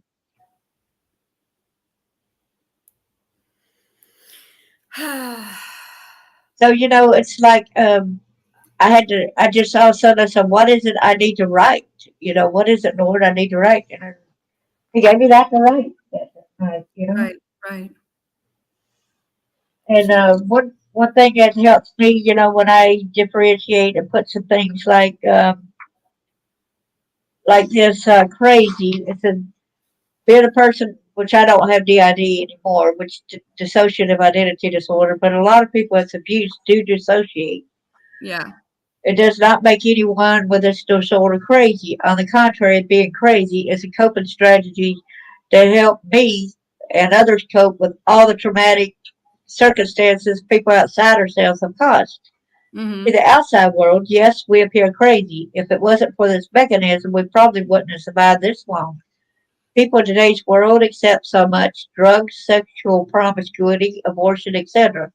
Mm-hmm. People are not educated enough to understand or even try to understand this phenomenon. They are frightened to be around any such person. One would believe we had leprosy or were contagious. People's refusals or denials of existence send us back to a place when we were growing up, back to people denying the abuse happened to us, back to the abusers denying that they ever did the heinous actions, back to feeling ashamed, back to feeling unloved, back to feeling unaccepted, back to feeling abandoned. I had to Mm-hmm. realize the world does not revolve around the outside world's approval or disapproval. Although it is helpful for a friend, a family member, a doctor, and therapist to believe us, we acknowledge that we feel the pain, torment, frustrations, and denials. Katie, my therapist, who was skilled with DID, has told me innumerable times if a person had cancer, would they require help? If a person had a broken leg, would they need the leg to be fixed? I bet Katie grew tired of my conversation saying, yes, but. Yes, but it isn't the same as cancer. These are both diseases people struggle with to get better, she said. I said, yes, but I don't have anything broken. She said, you are broken up into so many pieces in your mind because of the trauma you endured. I said, Mm-hmm. yes, but there's too much to deal with. I can't do it. She goes, you made it this far, kiddo. You made it through the bad stuff. You are a survivor. I said, yes, but it hurts to feel the pain. She said, I know it hurts, but it gets better with time. After all, you did not get this way overnight. You told me the abuse was an everyday thing. Yes, it hurts, but you are dealing with it. Yes, but will it get better? And she goes, things get rough at first because things start resurfacing. Then the memories get a little tougher. It is like taking steps. You start at the bottom. Your destination is at the top of the stairs. It's frightening to find out what was done to parts of you. Take one step at a time. Sometimes it gets scary and I would take a step backwards. I used to get upset myself whenever that happened. Now I realize that is where I am, to accept it at the moment. Yet I had to ask her, yes, but will I be like everyone else in the world? Just one person? Katie warmly replies, in some ways you'll be better because you will not have a closed mind. It will be your choice whether to integrate or not. You will learn strategies that would help the altars to come out when needed instead of being pushed out. Mm-hmm. Sometimes that is what happened to me when we got pushed out. When our body felt tense, no one wanted to face the problems, memories, or flashbacks. All tried to hide within to get to safety, so one would get pushed out. I wrote this for people to better understand some things people with DID goes through. I want to help people who are genuinely interested in learning more. This is definitely not for laughs. We need thoughtfulness, empathy, consideration, and compassion. We don't need harsh words because we've been hurt enough. We are still trying to heal from the pain and memories that as they come. Kindness and thoughtfulness go a long way. Wow. Um, you have you have someone that's going to be purchasing your book. Kathy B Well, said, thank "Thank you, Kathy B. you for sharing your story. I'm going to purchase your book." Thank you, Kathy B. I appreciate it. And hello, everybody in the chat. I'm not mentioning names because I'm letting her talk. I don't want to take all her time to do that. I did it at the beginning, but I'm not going to do that now. Anyway, so basically, you're a great writer. You did an amazing job on this book. I mean, I hope Thank you you so get a much. lot I'm of. working I'm working on a series now, y'all, and it's going to be a series of the toxic family. So my first series is going to be about the mothers in my life, and it's going to be, dear mother, I survived. Yeah.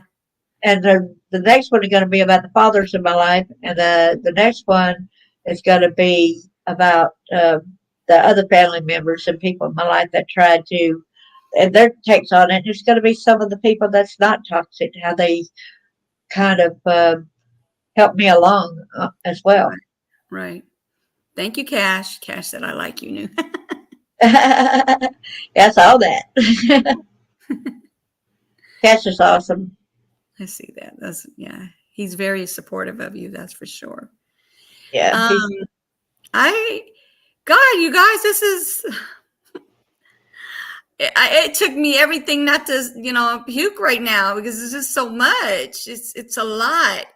I, it's a lot. I'm so happy that you made it through though.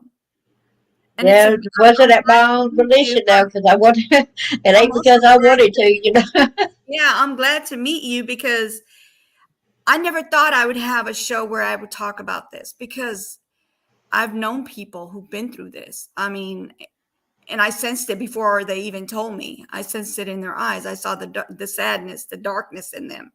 They weren't like, you know how like you see somebody and you look at their eyes and you see like their eyes are shiny and glistening. No, it Right, was like darkness and sadness, and they would smile, but you wouldn't see their eyes smiling. right. It's so sad. So my a high school friend of mine, she does karaoke on Thursday nights, and she told everybody, she said, "Look, she actually has real smiles now. Used to it was fake smiles when I knew her as a kid." Hmm.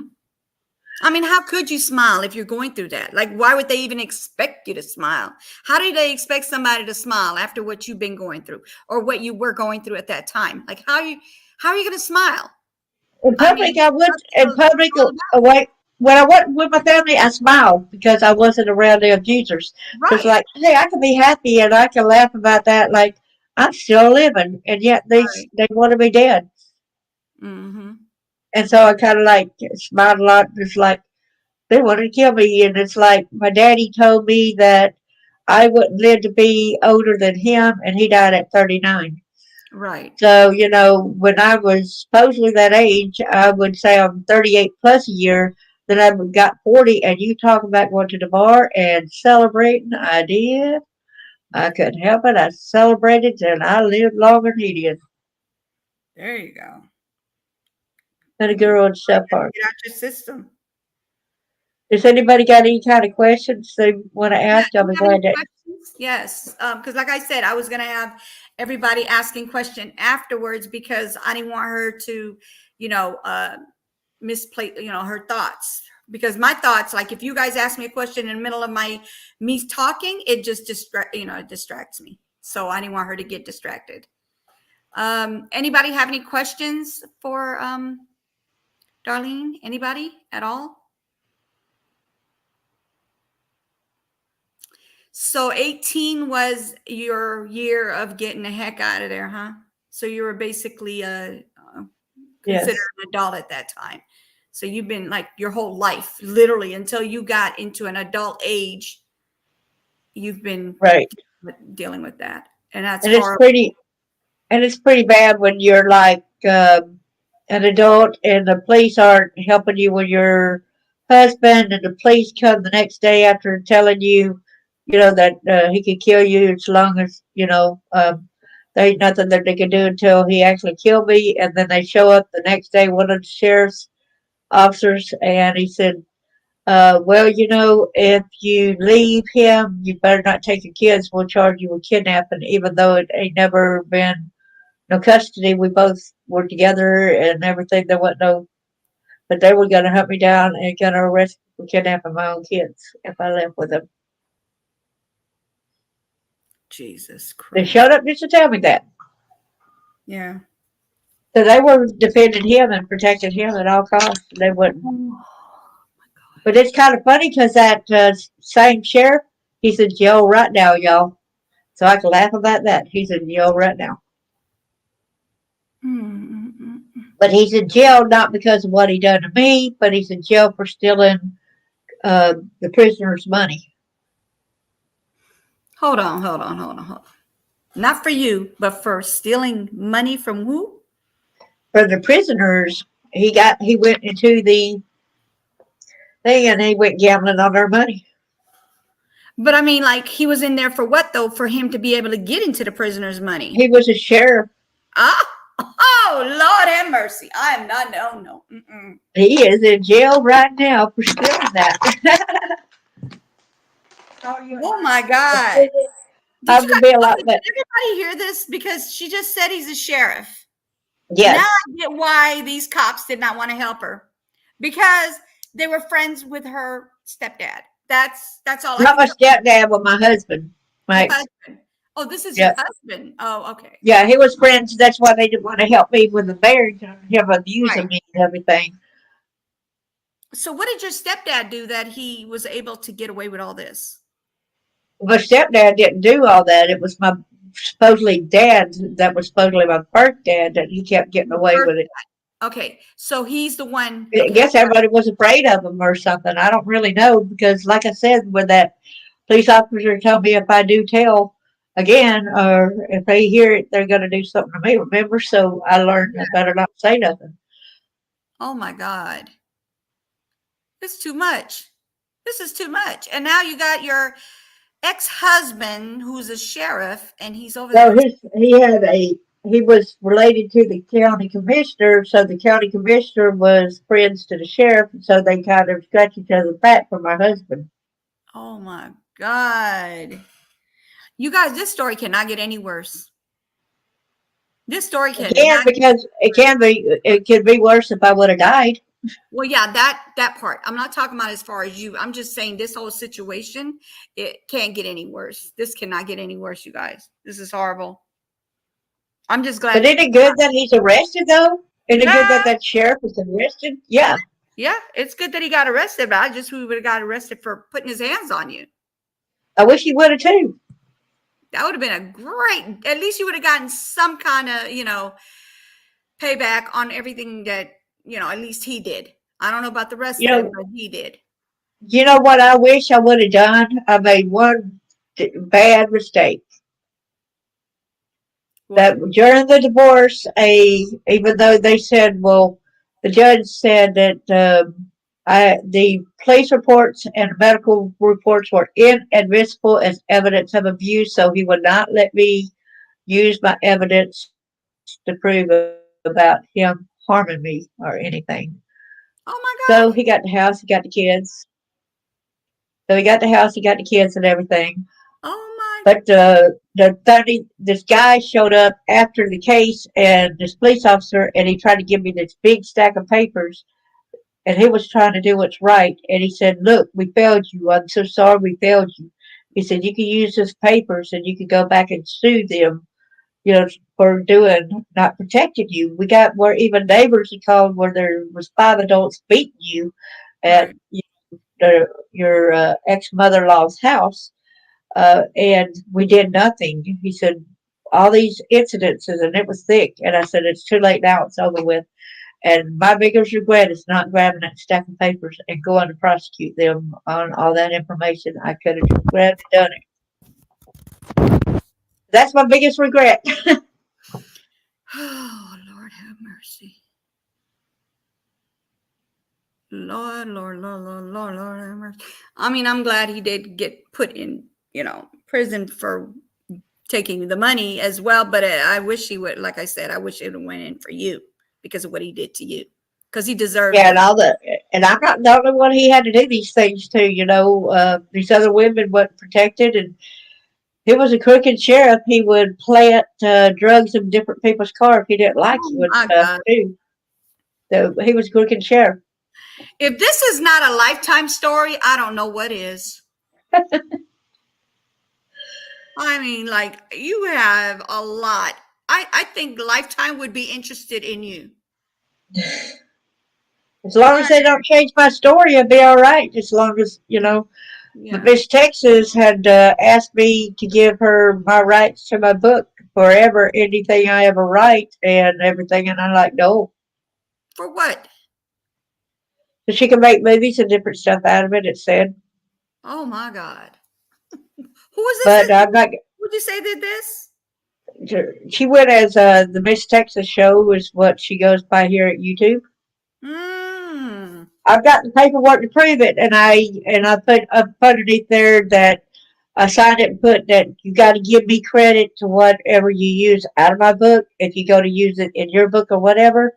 Hmm. And they said no. She said they want you to sign over full rights to anything, your book and everything else. And it said in the fine print, everything that I write, any of my podcasts, she would have full rights. So I would have to be silent because they would have, I would have stripped away all my rights.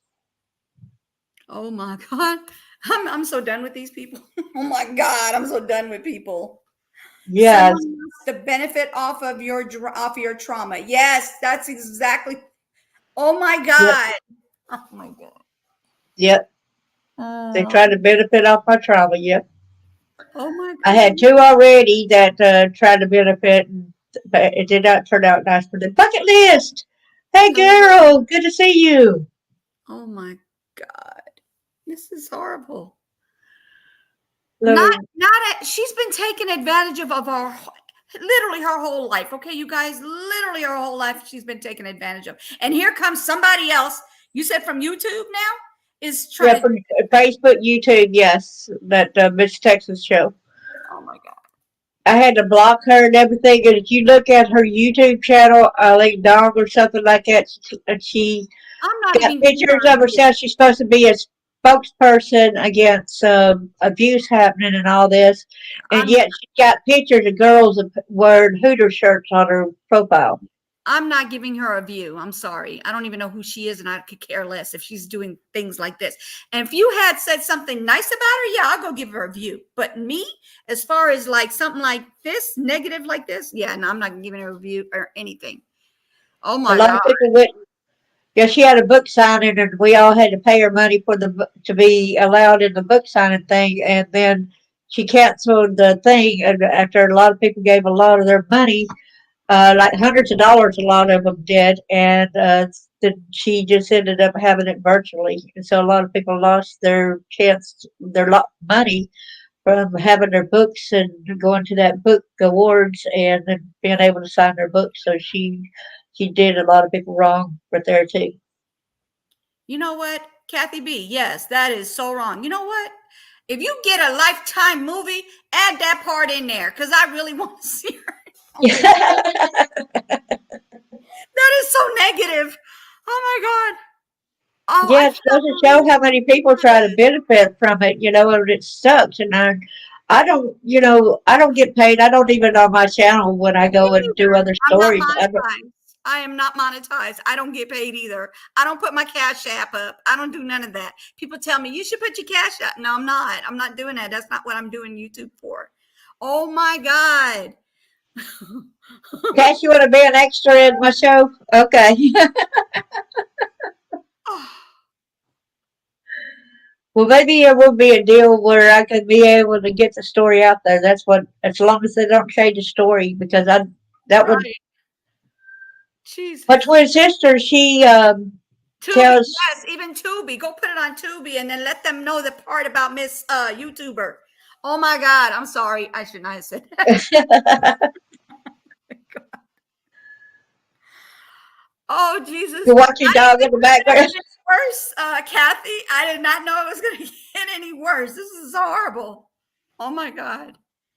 Yeah, but the thing about it is, we can still laugh about it because they tried to destroy me at all these costs, and I'm still here. They're I'm all and most of them are dead now, and I'm still here. yeah, definitely. No, I'm not laughing. I'm ticked off because I'm like, I'm dumbfounded by this. This is I've heard of people getting, oh my God, getting subscribers off of, people's trauma, as Kathy said, and getting views off of them and things like that. But never did I hear that they want to take all your All right. business and make it into theirs. I have never heard that. This is just like mind boggling.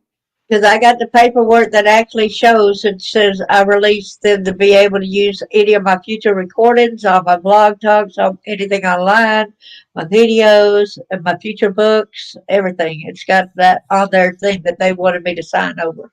She wanted to take over your life like the rest of the people in your past, is what it is. And I would have had to be quiet. Yeah, because she was going to have a book deal and the thing with another company, and so she was probably going to say that her story was my story was her story, and she get money out of it. Oh no.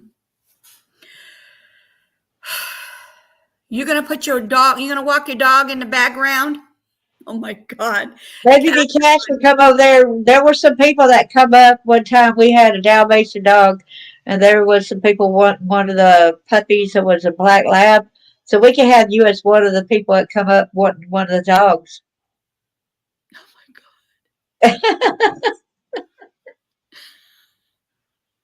my sis-in-law is a high in publishing. My bro Oh, internet. cool, Cash. My bro-in-law Paramount Pet. Oh, Paramount Pictures. There you go, Cash. Get her on Paramount Pictures and make sure that they add this YouTuber in there to show how much of a, she is.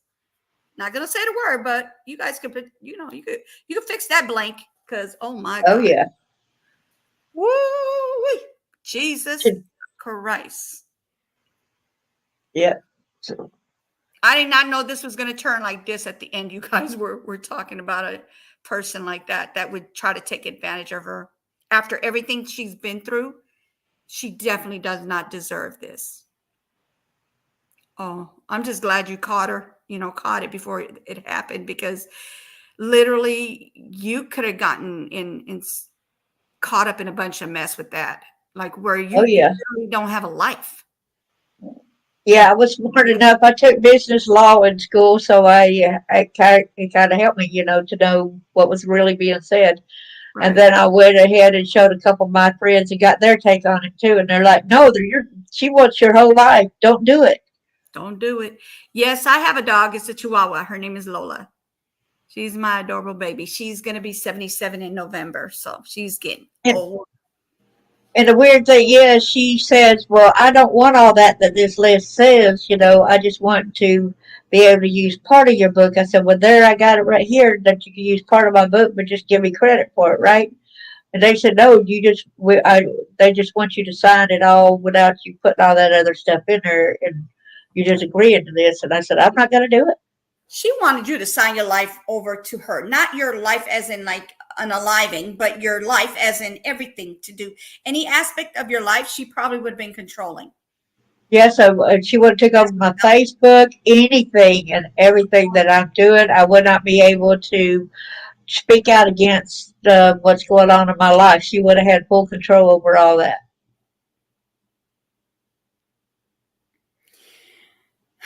Kathy? God helped me through it for a perfect reason, and it ain't for her to steal. Exactly. He did not bring you through for somebody else to take advantage of you in your So, adulthood. Oh my God, this is just, I'm pulling yeah, my Cash. own hair right now, you guys. I'm literally pulling my hair back, going, oh my God, this heifer tried to take advantage of her. I'm sorry. We use heifer in Louisiana. Okay. I'm sorry. She's a Yeah, heifer. that's okay. We're used to that word too. Yeah. Oh my God. Yeah, Cash. Well, when I did my first book, it's Born and Live in Hell. So you could have been one of the people that come up and ask for an autograph on the first book.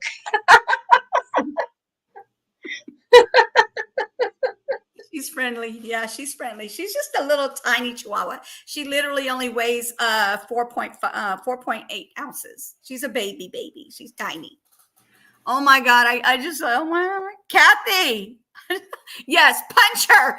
Punch her. I don't like violence, but you got to punch her.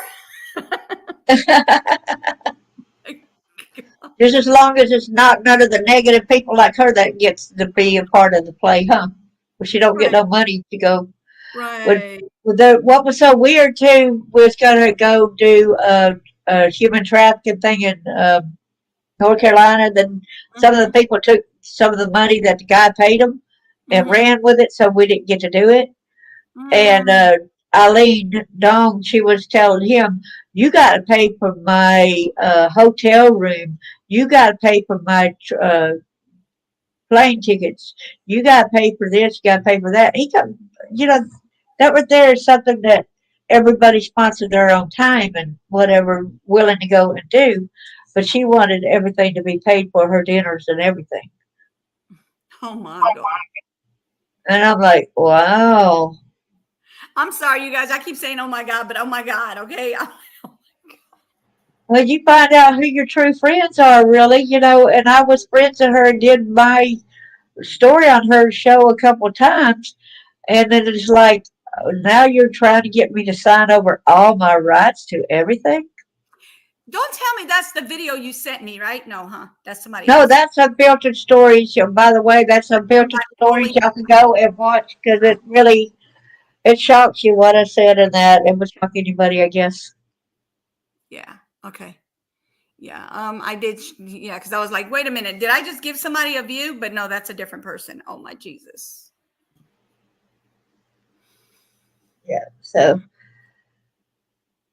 She must Uh, think she's a celebrity. OMG. She want to be fed, taken care of, put in a hotel. What else you want? You want a diamond ring to go with that? What about a diamond Probably bracelet? so. Probably so. And she got mad because the guy that did that, he does toothpick painting, right? And I got a beautiful picture of the painting, and he gave that to the thanks for me doing a video. You'd send it to him for the thing, you know.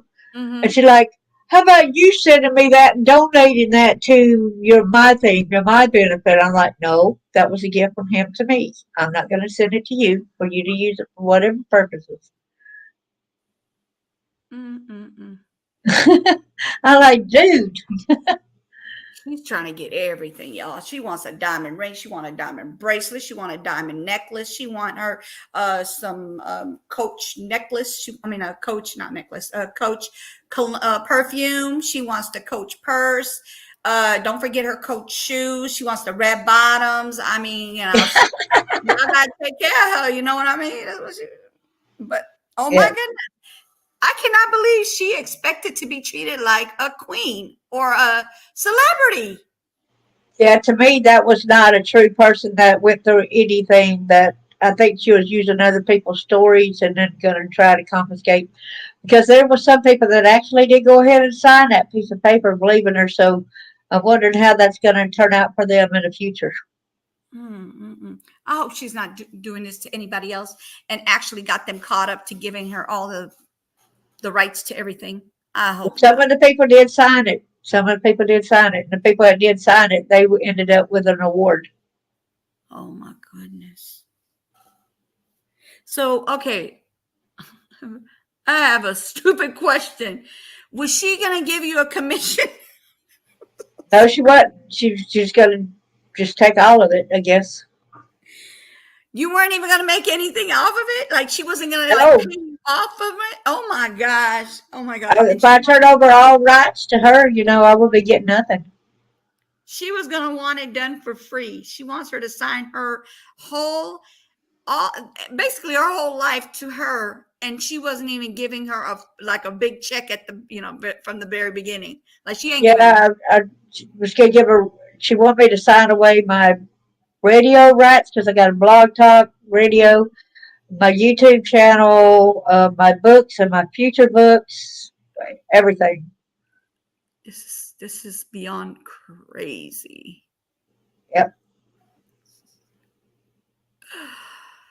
Oh Jesus Christ. She's I cannot believe this. You went through all this in your lifetime to go through it on YouTube now, where YouTube and Facebook. Right. Ain't that crazy? It it's beyond crazy because I'm dumbfounded by this because I cannot believe she would do that. Like she's you just got through telling her your story about everything that you've been through. You have a book about what you went through. And then she turns around and she tells me, "Hey, how about you sign the rest of your life to me? You signed it over to them when you were younger. Now you can take care of it while you're older, as an adult. Let me take over your life." That's basically what she was going to do. Like, no, this is not okay. It's not, is it? No, not even a little bit. So when are you supposed to have your life your by yourself, your on your own? Like they I took guess I'm not supposed to have the my own life. rest of it. Like what the heck? That is crazy, isn't it? Yes. Okay, I got the permission saying, let me try to see before signing what I had done. It's a request for permission to reprint the text. Hmm.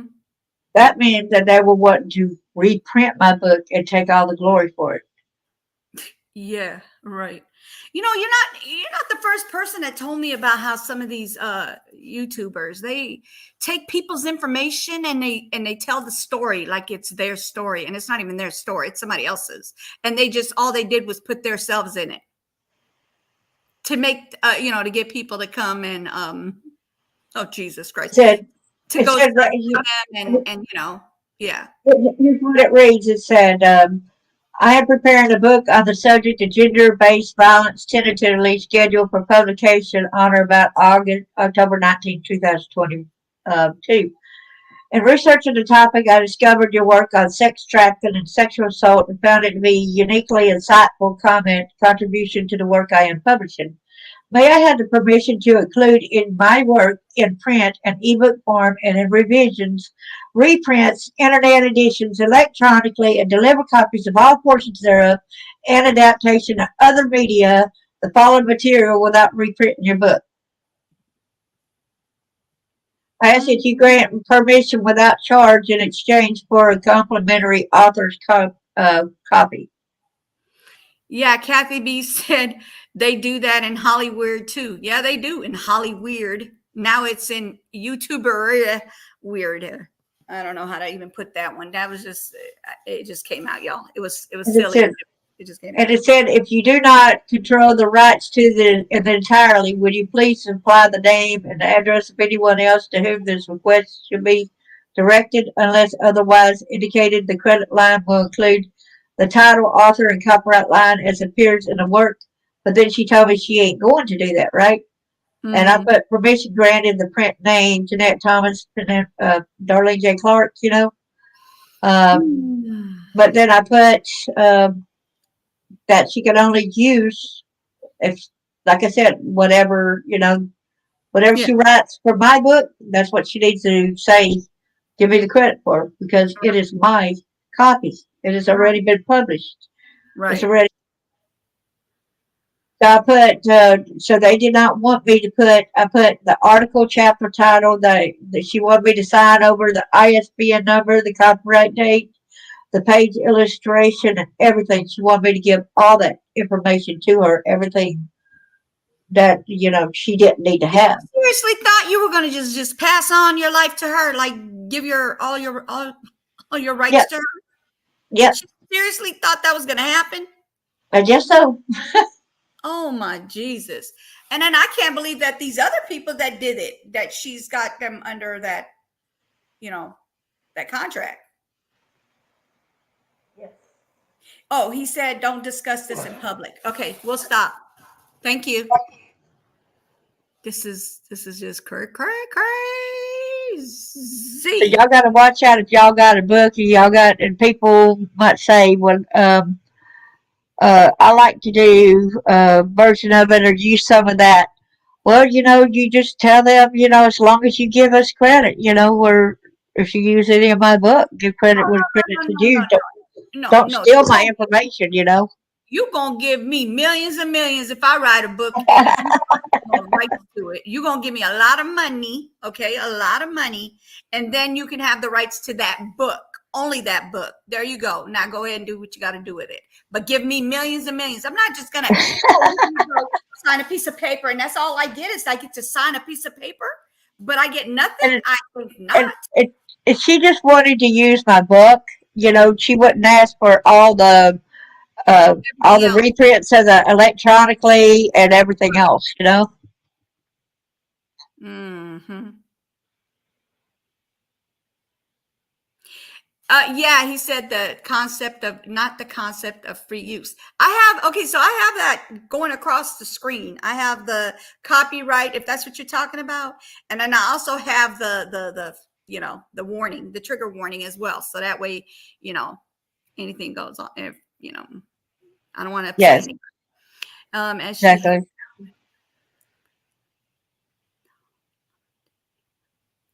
Oh, okay. So she together said all you have to do is sign up for Women's Expo online to see what fits your story. What purpose, though?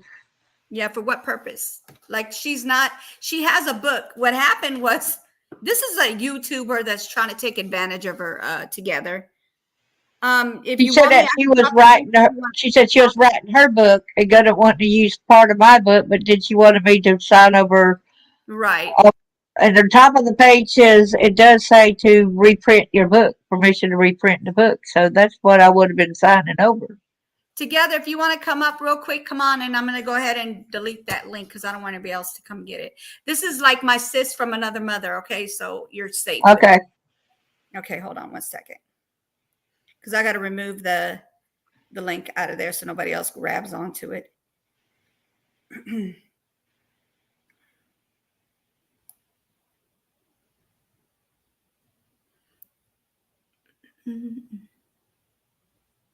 Did you get it yet?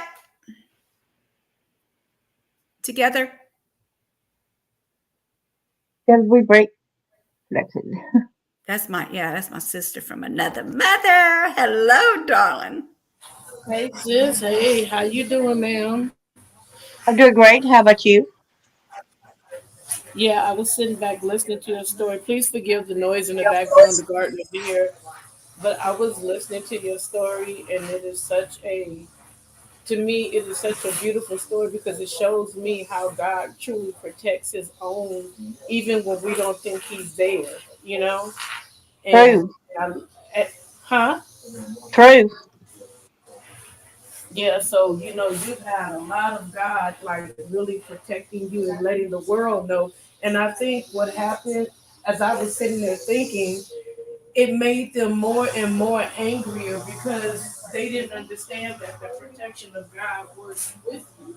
So everything that the devil meant for bad, God used it for the good in your life, and you are a Amen. living testimony. Mm-hmm. You are a Amen. living testimony.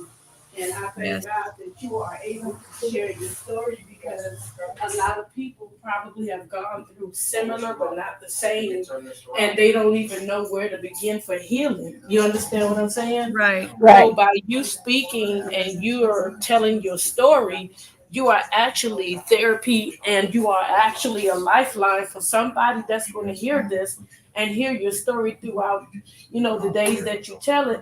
You're actually going to save somebody from, taking their own life because Yeah. they are going to say, "Oh my God, somebody understand what I went through with my family. I thought I was the only one." You know how we be in pain at night and we think we're the only one, but there are other people that are going through far worse. So Yeah. you're one of Amen. those people that we definitely need. So when I was talking to you about the expo is a place you can sign up. You can take your books and you can speak to women, people, a crowd of people, and keep talking about your story. And your books and your story will get out even Mm. faster. And a lot of time at those expos, they actually have producers. Now, like she said, don't give up your story for nobody, period, Mhm. point blank. You Right. know what I'm saying? But if you want to get that story out, because there's a bunch of ladies, boys, girls are sitting here waiting to hear your story, and God put you in that position because He knew that you can handle it. He don't give us more than we can bear. Some Right. people wouldn't have been able to bear what you went through, but you went Mm. through. And when you were Right. saying a lot of stuff I don't remember, trauma, when you have childhood trauma, a lot of times as a protection, your mind will block those things out so Yeah. that you can continue to function One. until you go and get some sort of therapy. And once you get the therapy in a safe environment, then you'll start remembering certain things. So Mm-hmm. a lot of stuff happened to me in my life when I was little that was traumatic. And I used to hear family talk about it, and I'm like, when did that happen? What you talking about? You know what I'm saying? Yeah. Right. And so another thing I wanted to speak to you on is I pray to God that you forgive them. Don't let them hold you hostage from the grave.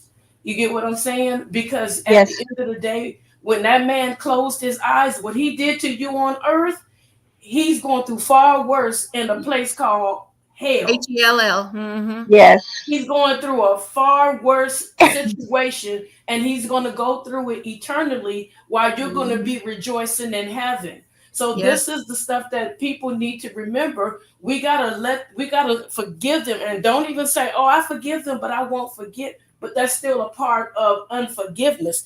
So if we forgive, we gotta forgive and let the forget part go. Just say, "Okay, I know that this happened to me. I'm gonna tell my story, and I'm telling my story to help other people," which is a good thing. But don't ever allow anybody to hold you hostage from the grave, because guess what? They're already serving their sentence. You know what I'm saying? Yes. And as You're right. far and as far as your mother, I'm gonna tell you something. I had a conversation with someone this morning that pretty much didn't go through it like you did, but they was touched forcefully and beaten up by their Mm. mother's boyfriend, and he got two of the daughters pregnant, and the Mhm. mother just overlooked it. So this person held on to bitterness for years and years and years.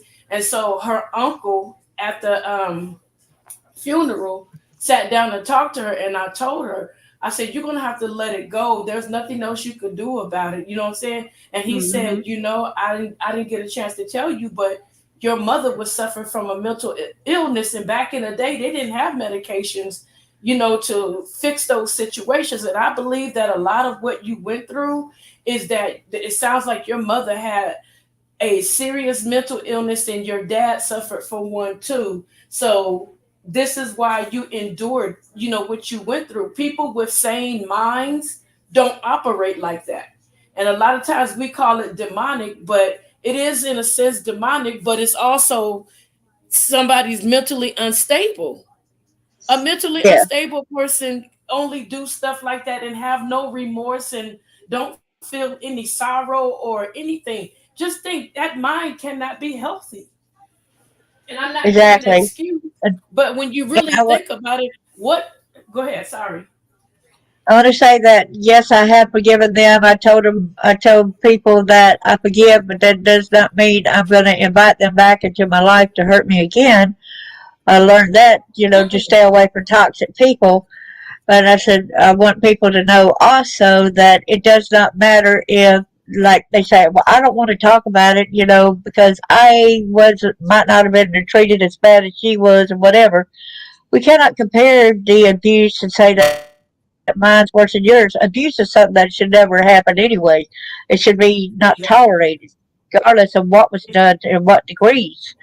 And so I'm about, like, please don't discount your hurt and your pain and the things that happen to you. And you matter. Your story matters. Right, right, right. And see, that devil was defeated, and he don't know, he's mad. He can't do nothing. He can't do nothing. So now he's sending little dumb devils around to try to trick you out of, God's blessing, your birthright. That's your birthright to me. You earned the right to have that. You know what I'm saying? Don't let Right, nobody steal exactly. your birthright, honey. Don't let nobody take nothing from you. Like I said, sign up for those exposés, and pay for your table. Get somebody that you trust out there to sell your books while you're talking, because it's going to be people flocking to your table. Dress your table up, get you some chairs, a little banner, honey. Do your story, get your money. Not to say that that's what you're after, but then you'll be able to have more control. The more money you get, you'll have control on who you want to shoot and produce your movie. And you can put it on Tubi using your own money, and nobody will get credit. You get what I'm saying? That'll help you Exactly. out. My sister is a book author, and she's doing the same thing. She signed up for exposés. My sister survived a serial killer. You know what I'm Oh, saying? wow. Oh my goodness. Yeah, and he stuck her so bad with knives that her clothing material was embedded into each stab wound, and they had to like sedate her like super heavy Mm. in order to pull it out, because they was trying to figure out where all these stab marks. He stabbed her all in her back, her chest, her shoulders, her legs, her face, her head, Mm. everything. Yeah, he was trying to take her out, and she said she screamed out the name of Jesus. And she said the car door wouldn't open before, but when she screamed the name Jesus, she said it was like the Lord just opened that door and she rolled out. She rolled out. And I'm like, whoa. So she has a very powerful testimony.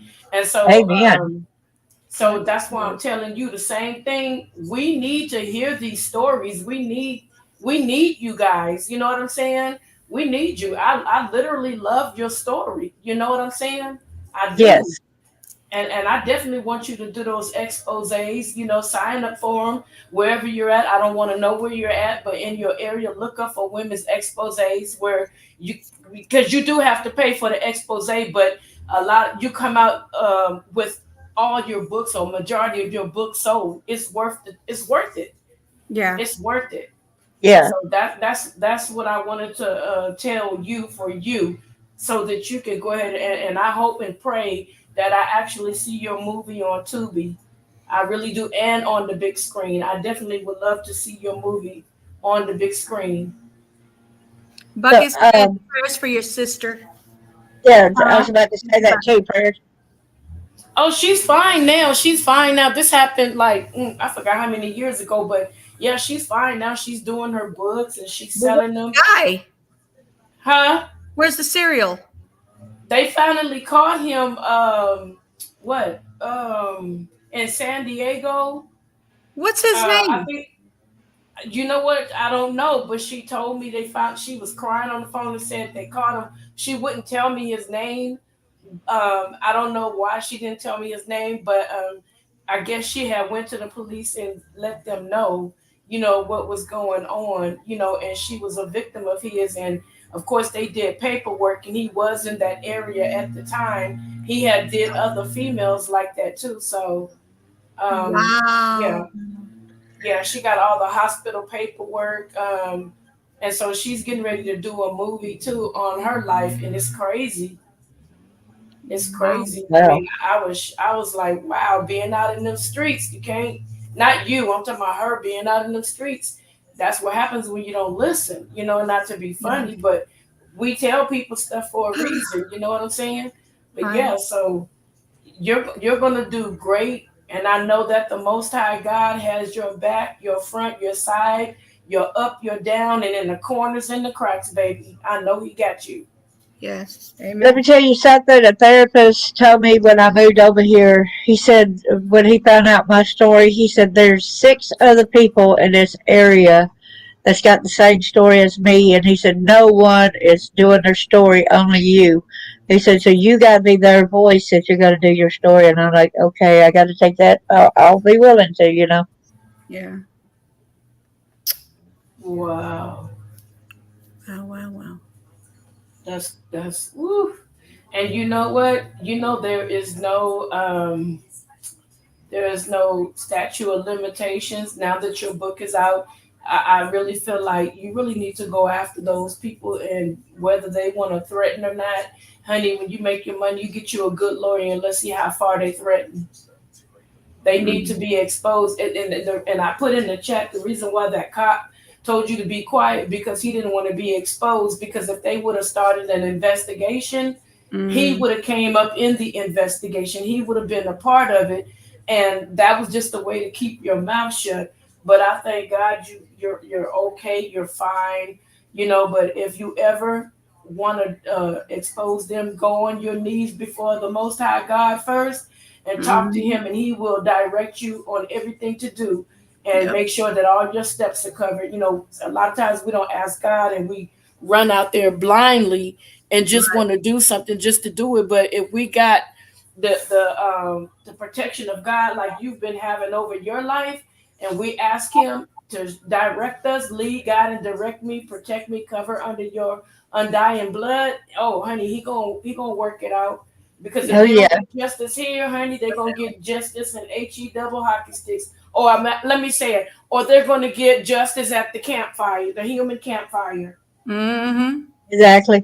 I remember one of the times when Daddy was beating me back when I was, I guess, before I was 11, and I knew that he was hitting the back of my head, and I went like, Lord, please help me. He's trying to kill me. Next thing I know, I see angel wings surround me. Mm. Hallelujah. And then I wake up with my aunt sponging me off, doctoring me and everything. But I survived it. And so they intervened when I said, Lord, he's trying to kill me, help me. You Wow. know what? That sounds like they had some serious mental illnesses going on. I'm serious, because a person with something that would do something like that, you absolutely have to contribute that to mental illness. Why else would you do something? And yes, it could be demonic as well. But like I said, right along with that, how do you think the devil operates? Through your mind. So their mind became the devil's playground See, the because they thing wanted about to.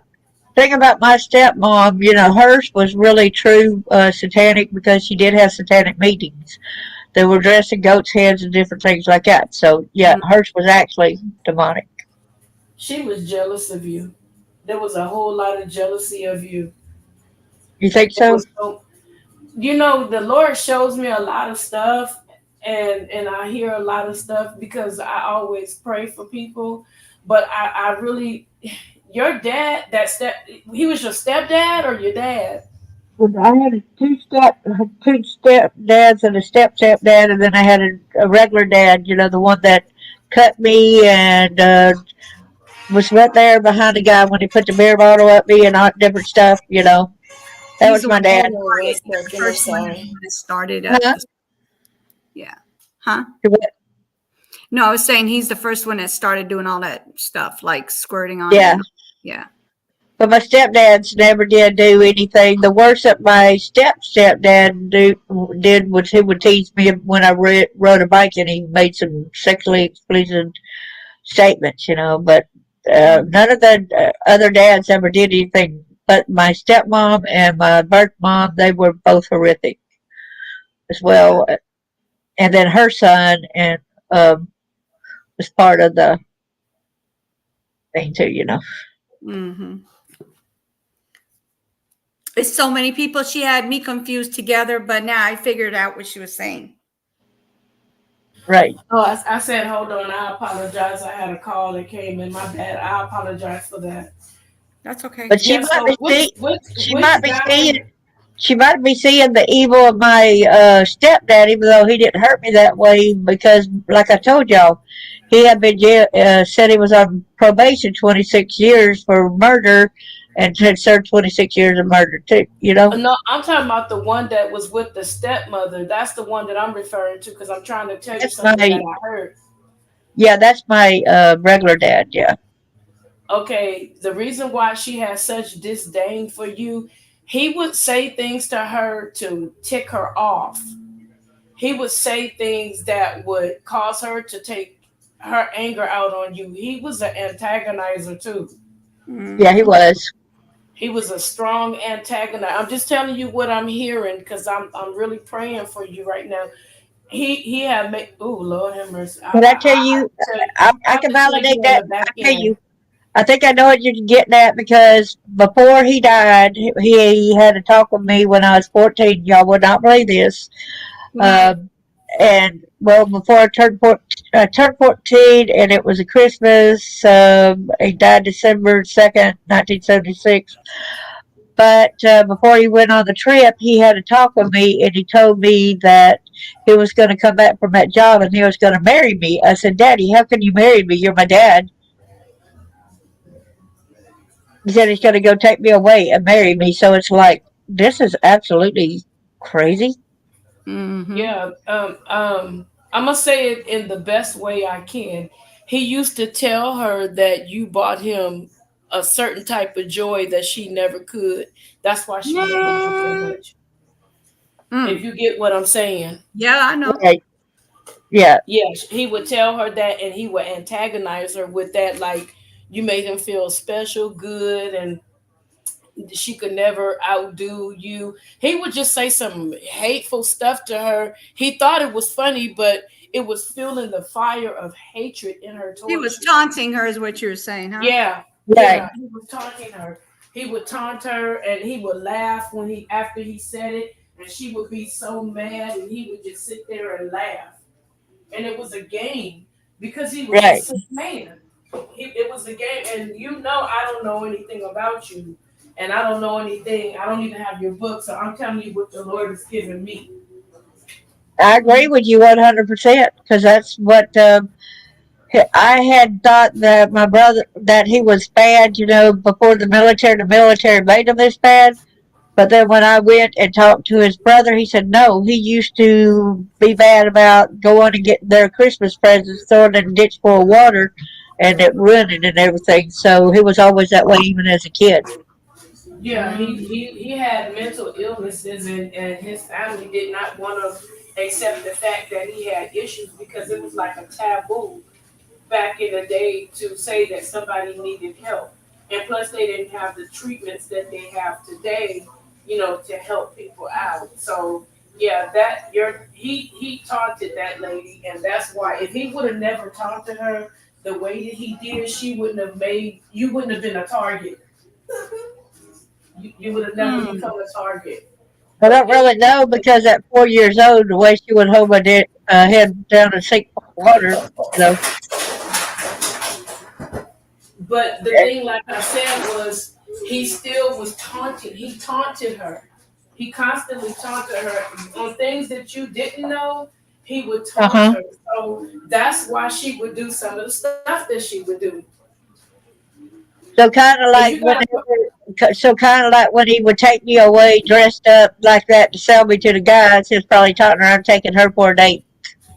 Yeah, stuff like that. He would say something to her to trigger her. He was a trigger to her. He loved terrorizing people. He got a kick out of it. Oh yeah, he like that's why he quit doing that shop thing. You know, like because I said that I'll be willing to be shocked like that just so because I wanted that game to end. So that he didn't want to play it no more, but I gave into that little thing like I was guided. You know, like tell him you like it, like you want to be electrocuted and stuff. Oh, you like it too much, so I'm gonna stop doing it. Mm. Yeah.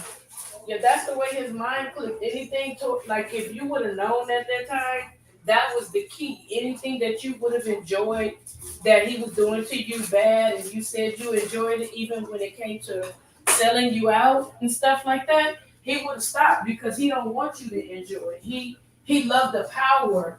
It's a power thing when people are like that. It's like the if you when you open in my book, there's a picture of me sitting on a couch and I'm not smiling. It's Christmas Day. After day after Christmas meant that all our presents was going to be put on fire and burnt. Mm. So yeah, we knew, you know, Mm. Mm. Mm. we knew we couldn't talk. We knew we couldn't be ourselves. We knew, you know,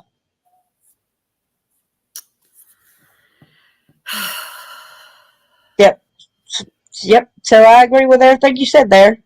Yeah, that's a lot. She's got a call probably, but that's a lot. That's a lot. Oh, yeah, Especially if he's doing that to taunt her too, and then have her, disrespect you in the way she did because of that. It's a lot. That shows how weak she is for her to do that to you. right. Who's getting taunted? Yeah, that's When definitely. he went there, you know, on some of the when he was gone for a time that he was driving a truck, she got really even worse when he wasn't there for some reason. You know what I mean? Yeah. So I Yep. guess that's because, like she said, that he was taught her basically acting like he liked me more. So that's probably why she was trying to get rid of me and harm me and kill me too. You know, Right. Right. Wow. Oh my goodness. makes perfect sense now, don't it? Yeah. I But mean, that I'm not good old Lord above was like, no, you know, they I don't know how you could make sense of that. That's just pure.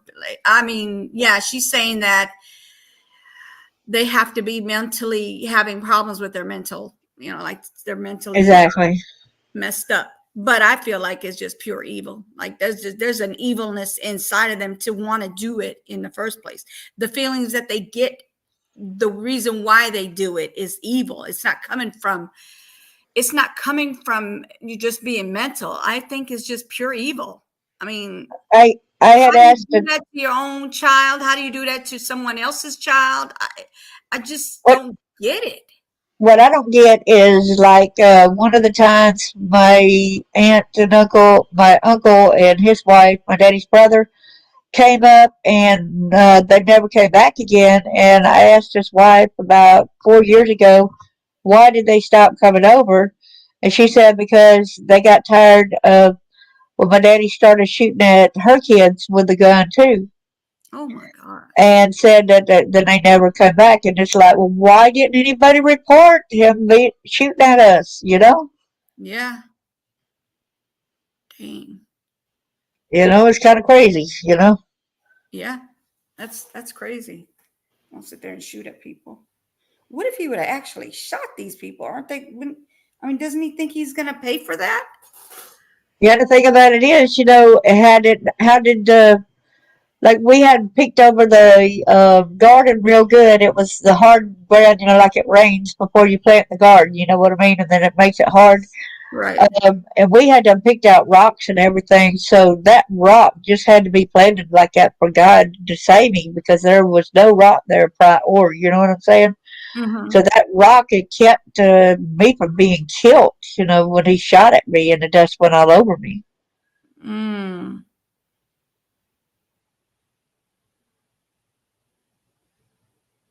We know with a shotgun, it has pellet type of things. It don't have like, you know what I'm saying? It's like, Yeah.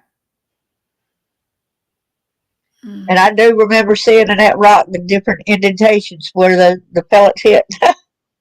Yeah. But that rock's what saved me, y'all. And I laugh at it because it says Jesus is the rock. Yeah. He brought you through it for sure. I mean, yeah, you've been through a lot, but he brought you through. And there was a reason for it. Like I said, it's for you to help others with their future, not just yours, but theirs as well. I'm sorry, you guys. I had a call that came through. I I figured apologize. It's I feel okay. so. But yes, wow, life this goes was on, such so an you gotta answer amazing. phone calls. This this was such an amazing interview. I just love listening to you. Um, wow, you are such an amazing woman. I just Yes. want you to know that you are so, and I feel so blessed because like I really be praying and talking to the Lord, and then here you come, sis doing an interview with her, and she's telling us no matter what you go through, if you guys don't get anything else out of this woman, can I say what I gotta say, Yes, ma'am? please. Baby girl, you walked through the valley of the shadow of death and you feared no evil because you knew that God was with you. Mm. You walked through that and came out. How many Yeah. people can walk through the valley of the shadow of death and not give up? Yeah. You are a living That's what I testimony. told her. She's strong. She's You very are a strong. man. Oh my God. She's And got we some be serious crying strength. about little bitty stuff, little stupid stuff. Yeah. Somebody talked about me. Somebody did this. And look at you. A whole Yeah. testimony ain't even complain. You just saying I'm not complaining. Your new Thank you. cliche I want you to have, ma'am. Just tell people I'm not complaining. I'm just explaining. You Yeah. take that. That's Yeah, it. that's the way I try to do. I'm trying to explain and not complain. That's the way I'm trying to do. Right. Yeah, you tell them that. Put that on the shirt. I'm just complaining. I ain't complaining. I When just you explain it. I'm not complaining. yeah, I'm just explaining. I'm not complaining, and I guarantee you, that'll shut the mouths of the naysayers because somebody's always going to come up and say, Oh yeah. because a lot of people get jealous. Okay, you can't go through what she went through and think that you could come out with a testimony. You got I to think go through yes. fire to have a testimony. You know what I'm saying? And people want to just write a story, but there's no substance to it. So they get jealous and they start nitpicking because they're jealous. Okay, then I tell you what, allow God to let you go through everything I went through and see if you still want to write that story. Right. And Cash said you can go stay with them. If you come to UK, you can go stay with them. Oh, thank you so much, Cash. Love you bunch. That's cute. That's so beautiful. That's beautiful. Mhm. That is. Yep. She Yeah, tried to Like, stir hey, up. I'm yeah. about to put them on Man, blast, but I'm please. coming to UK to stay with you for a little bit. But I'm putting them on blast over here, okay? Just so you know, I'll be safe, but at least they'll be put on blast. Yeah, Man, they and can't then, shut your mouth. and They can't shut your mouth. yeah, that's why the bucket list knows that the preachers and everything around here told me I'm an abomination to God, that I need to be quiet. That um, Oh Lord. No, You know he's an what? abomination of it all. I Listen, can't even get that word. I'm sorry. When Abomination. it comes to preachers, Wow. let me tell you something. I told the Lord I want to be different. So I was in church. I'm gonna tell you a true testimony. I was in church one day Mm-hmm. and I was looking at the pastor and they were getting ready to do a Christmas picture. And Mm-hmm. this lady walked up to me and she said, "You're not going to be here long." She said, "I can see it." And I didn't pay her no attention. So the pastor that I was under, his son got a girl pregnant out of wedlock, but everybody else that got pregnant, he sat them down, okay, Mhm. and shamed them. But it's okay for your son to do what he did. Yeah. So I'm sitting there and they getting ready to take the church picture. I heard the Holy Spirit say, "Get out of here." I'm like, "But I want to be in a picture." And it was like, "Get out of here now." Boy, I was knocking people over to get up out of that church. And he said, "Walk through the side door." I walked through the side door all the way around to the front door. And he said, "Look at this mess. Look at this mess. You want to be a part of this?" He said, "Because I'm not going to let you be a part of that." They took the picture knowing that the pastor's son was in sin. And then I kept looking at the pastor and I'm like, something ain't right. Something ain't right. Because God gave me an ability. I'll scan somebody's body and I could tell they've been doing wrong. He was making baby. He made a baby on his wife and he was holding it as a secret. And it finally came out like last year. Yeah. So God Wow. didn't want me to, he didn't want me to be a part of that. So when it comes to these preachers and they telling you to shut up, do like he told the apostles to do. Baby girl, wipe the dust off your feet and keep it moving. Hey, that's what we've been saying in the bucket list. We've been talking about that very same thing. So I Yeah. ended up dusting my feet off and walked away just like the Bible said. Because God is I don't mean to talk a lot, but when it comes to God, I get passionate. When God sends you somewhere and he tells you to go this place and he tells the pastor, "I'm gonna bring a blessing through the door," and that pastor rejects that blessing, baby, guess what? He got to deal with God. You keep wiping the Yeah. dust off your feet and move Yeah. forward. That's all I could tell you. God Yes. bless you. I love you with the love of the Lord. Yes. Always Love listen you. to those guardian angels. 100%. I get the same thing where if I'm somewhere and I'm not supposed to be there, something tells me to get the heck up out of there. I'm getting the heck up out of there. I don't ask it twice. I get out. I'm leaving. I'm done. I don't ask it questions. I just go. I believe in Yeah, it. I think it's funny too. It's like sometimes when I plan on, like I tell somebody I'm going to do something, then all of a sudden I get that voice and I don't do it. Then later on people say, "Well, why didn't you do it? You say you're going to do it." I'm like, "Well, it wasn't meant for me to do it." Right. Exactly. Exactly. I'm not going. If you tell me to go down that street, there's a reason why you're telling me to go down that street. I've missed multiple accidents from listening to going into this one dead end on this one street. It's on Florida. And every time, I'm not kidding you, I go down that street, it's always, I already know it's a dead end, but something is telling me to go down that street. I go down that street and guess what? There it is. I just got out of a wreck. I just got out of a wreck, you guys. It is Amen. it is Amen. it is how it works for me. I listen to that voice that tells me stuff. I listen to it. It's not me talking to myself. I am not crazy. That's my angel telling me, don't do this, don't do that, because this is what's going to happen. And that's why a lot of people think, oh, don't be that person's friend because of this and this and that. No, I don't do that. I don't do that kindergarten stuff. I look and I see for myself, but I take heed to what you say. But I will not just go not be their friend because you tell me not to be their friend. I have to see it for myself.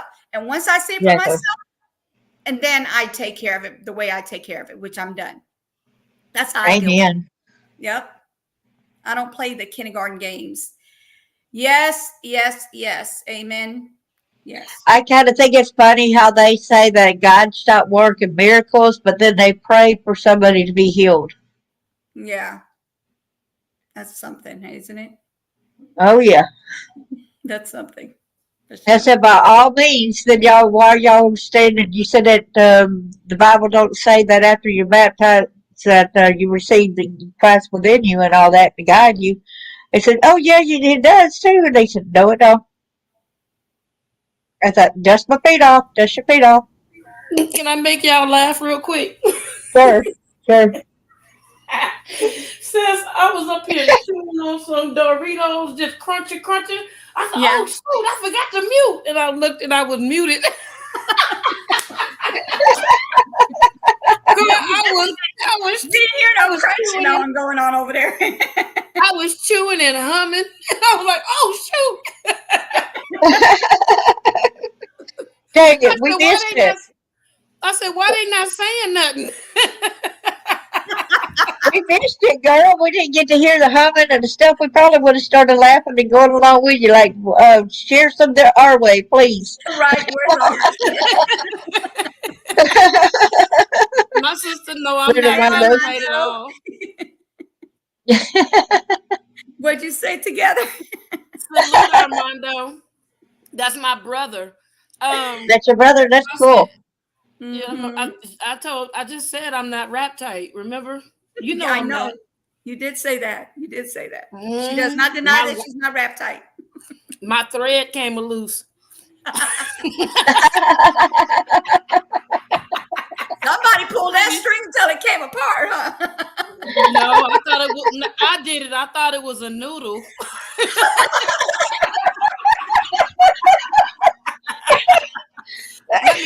Let me stop. I swear she did this to me yesterday. She's doing it again. We're not supposed to be laughing at things, and she over there comes in and she start making jokes and making my serious life into a comedy show right at. And I'm like, okay, we're done with the other ones. So we can go ahead and start making jokes now. Let's go. But I did put in there like it was a serious, it's serious. Here's a serious, and then I say, and then I put 2024 eclipse. So we just had jokes from there on. That eclipse was a joke, y'all. I seriously, like, it didn't even look like it. On certain places, it didn't show that well.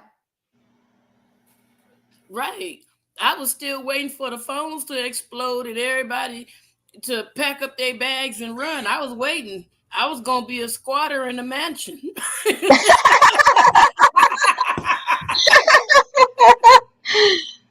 Hey, could I came along then to go live in that mansion, girl? Hey, it was supposed to be the end of the earth, so I guess if they didn't want it, I did.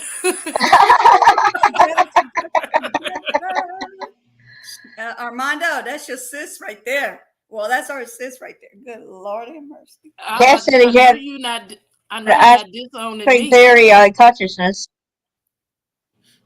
Huh? What'd you say, Darlene? Go ahead, Darlene. I said that Cass said he had an ice cream theory on consciousness pushed at 4. I know, Armando. I'm not rap tight. I'm sorry. I can't help myself, y'all. I told you my thread came loose. I was hungry. I thought it was a noodle, and I ate it. My bad. Now, sis, you stuck with me. I'm not stuck with you. I'm good with you. I'm good. I mean, I have my days. Trust me. I don't know about my noodles being wrapped too tight or not, but hey. Oh my God. I pulled the bow tie off of yours. See what I'm talking about? Armando, you better come get her.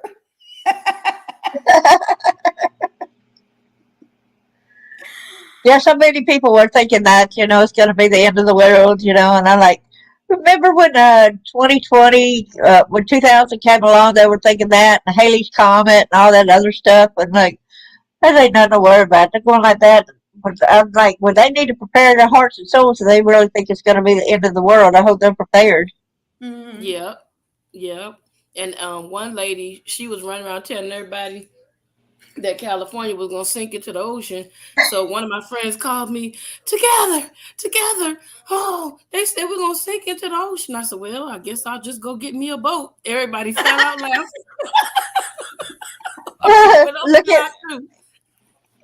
Look at Cash. She said one person in the chat was cursing at clouds for hours. I shared the news. I shared the news till the actual eclipse happened, and I was like, "Wait, it didn't even cover the whole thing." But okay, whatever. Right. And everybody looking up, the government is writing a new law we ain't gonna like. Oh yeah. They're taking our minds off of what they're about to do. That's why they put the eclipse out. Mm-hmm.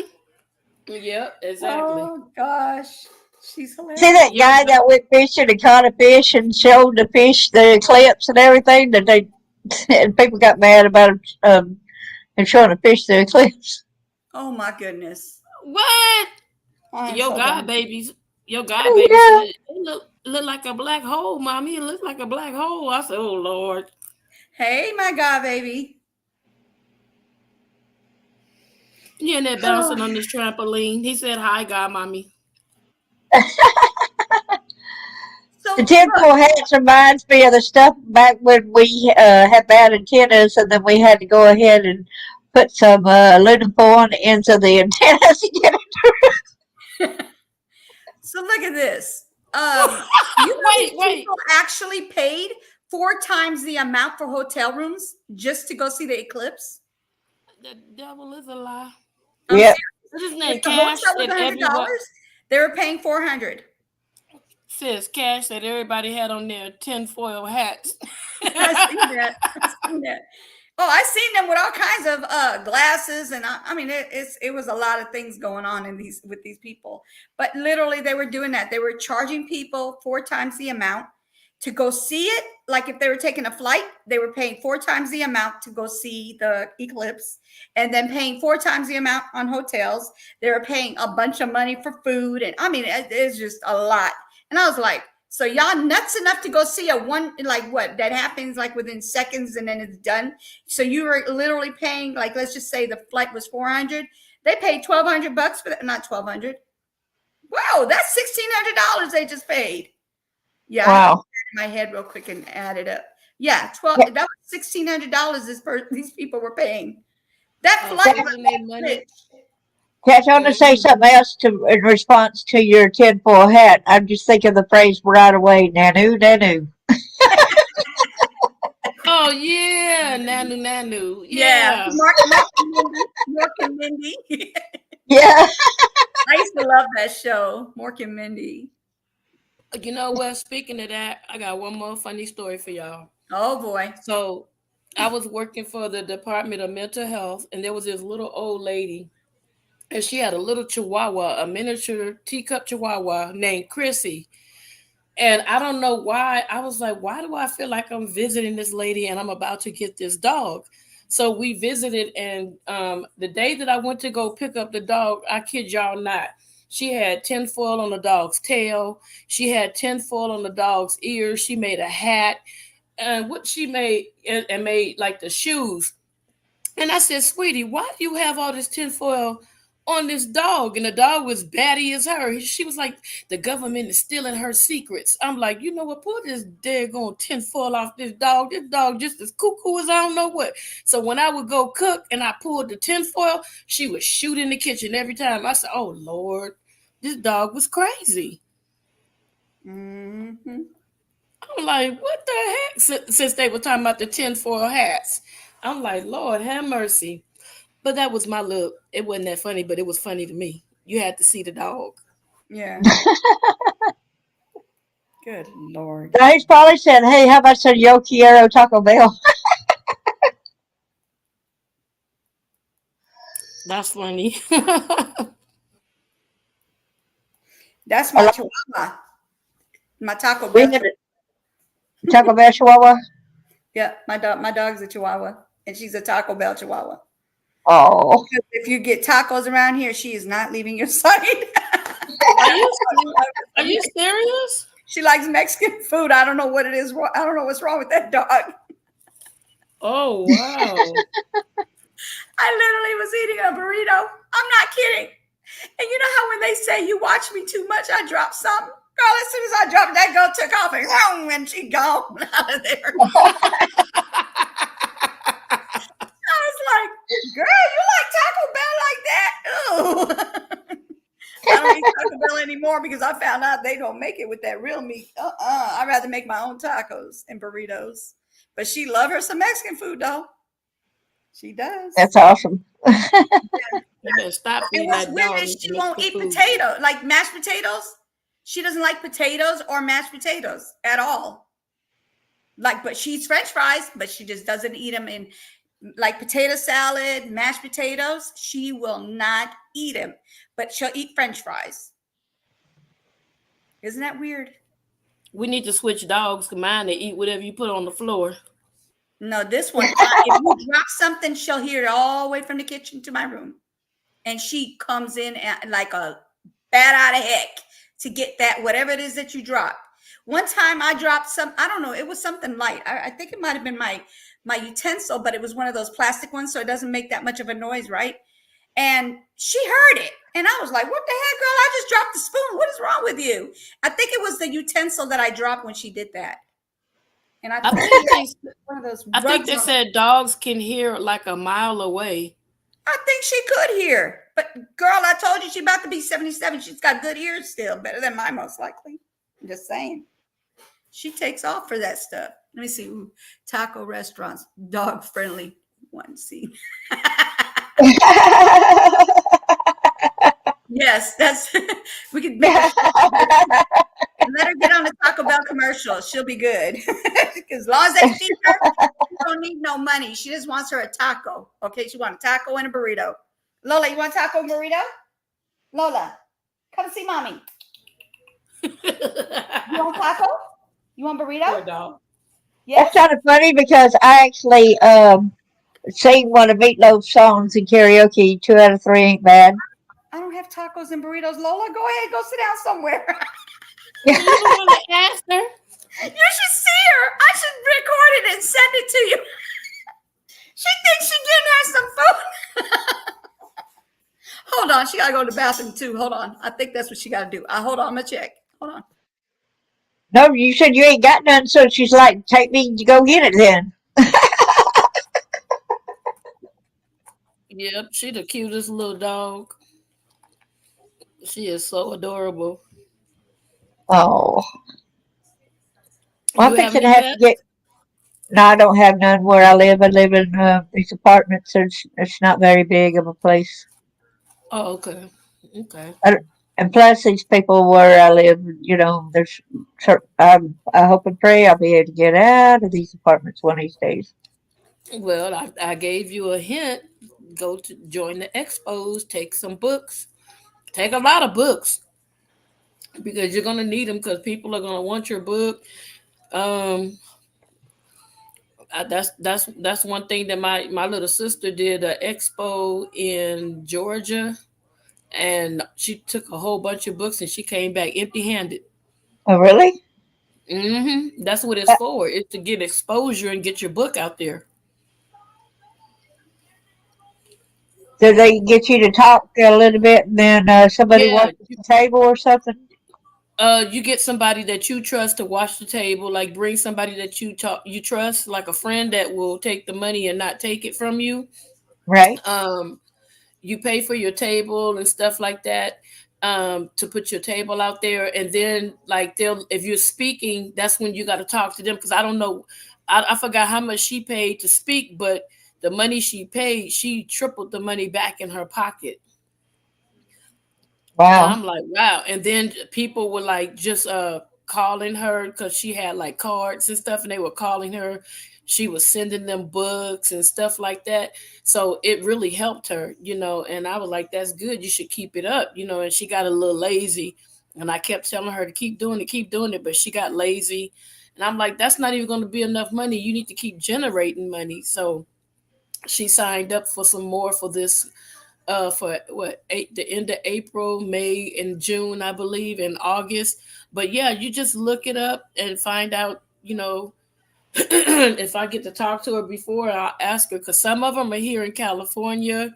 They wherever you are, I don't need to know, but I'm sure they have them in your state where you are. Because when you do the actual, because sometimes you'll be on the stand in front of an audience, so you'll get a lot of exposure.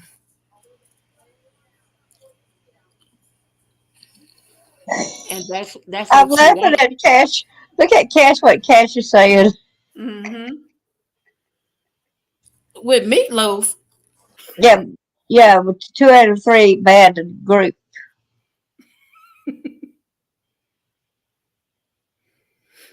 They said that with the background was Darlene played by Meg Ryan is talking to a cop played by Meatloaf. Oh my God. She's talking about who's going to be doing the acting. Yeah, that's what he's talking about. So I'm reading what he said.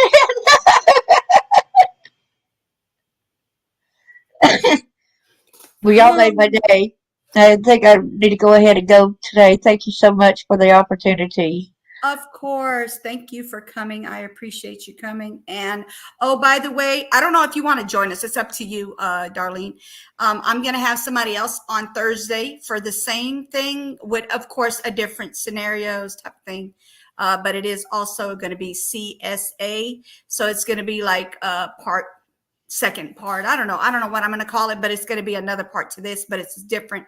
Someone else. Okay. So this is going to be Thursday, you guys, at 12 in the afternoon.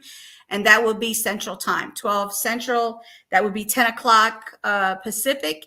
And that would be 1 o'clock Eastern. Okay. So if you guys want to join me, everybody is welcome to come. And she'll be up on a panel as well. And she's going to be telling us her story. Darlene, I am so happy that you have made, that you have grown and become a woman who is not hating, a hateful person from from everything that you went through.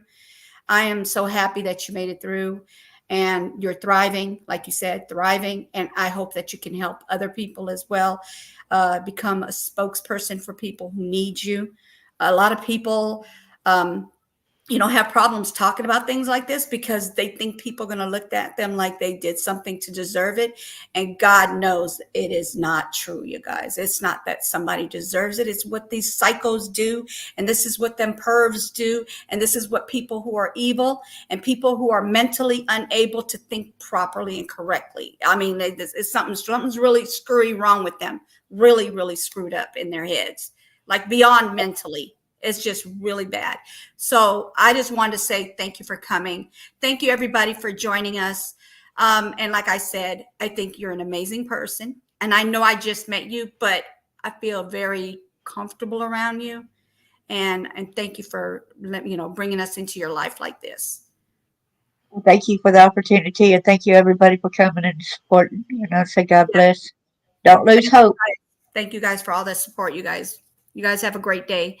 I'm going to go ahead and take us out with my outro. You know what I call it, y'all. I haven't done my outro yet, so I put my intro as my outro. So I'm going to go ahead and leave you guys with this. Thank you for coming. I appreciate it. Y'all have a great day, okay? Welcome, Dolphin fam.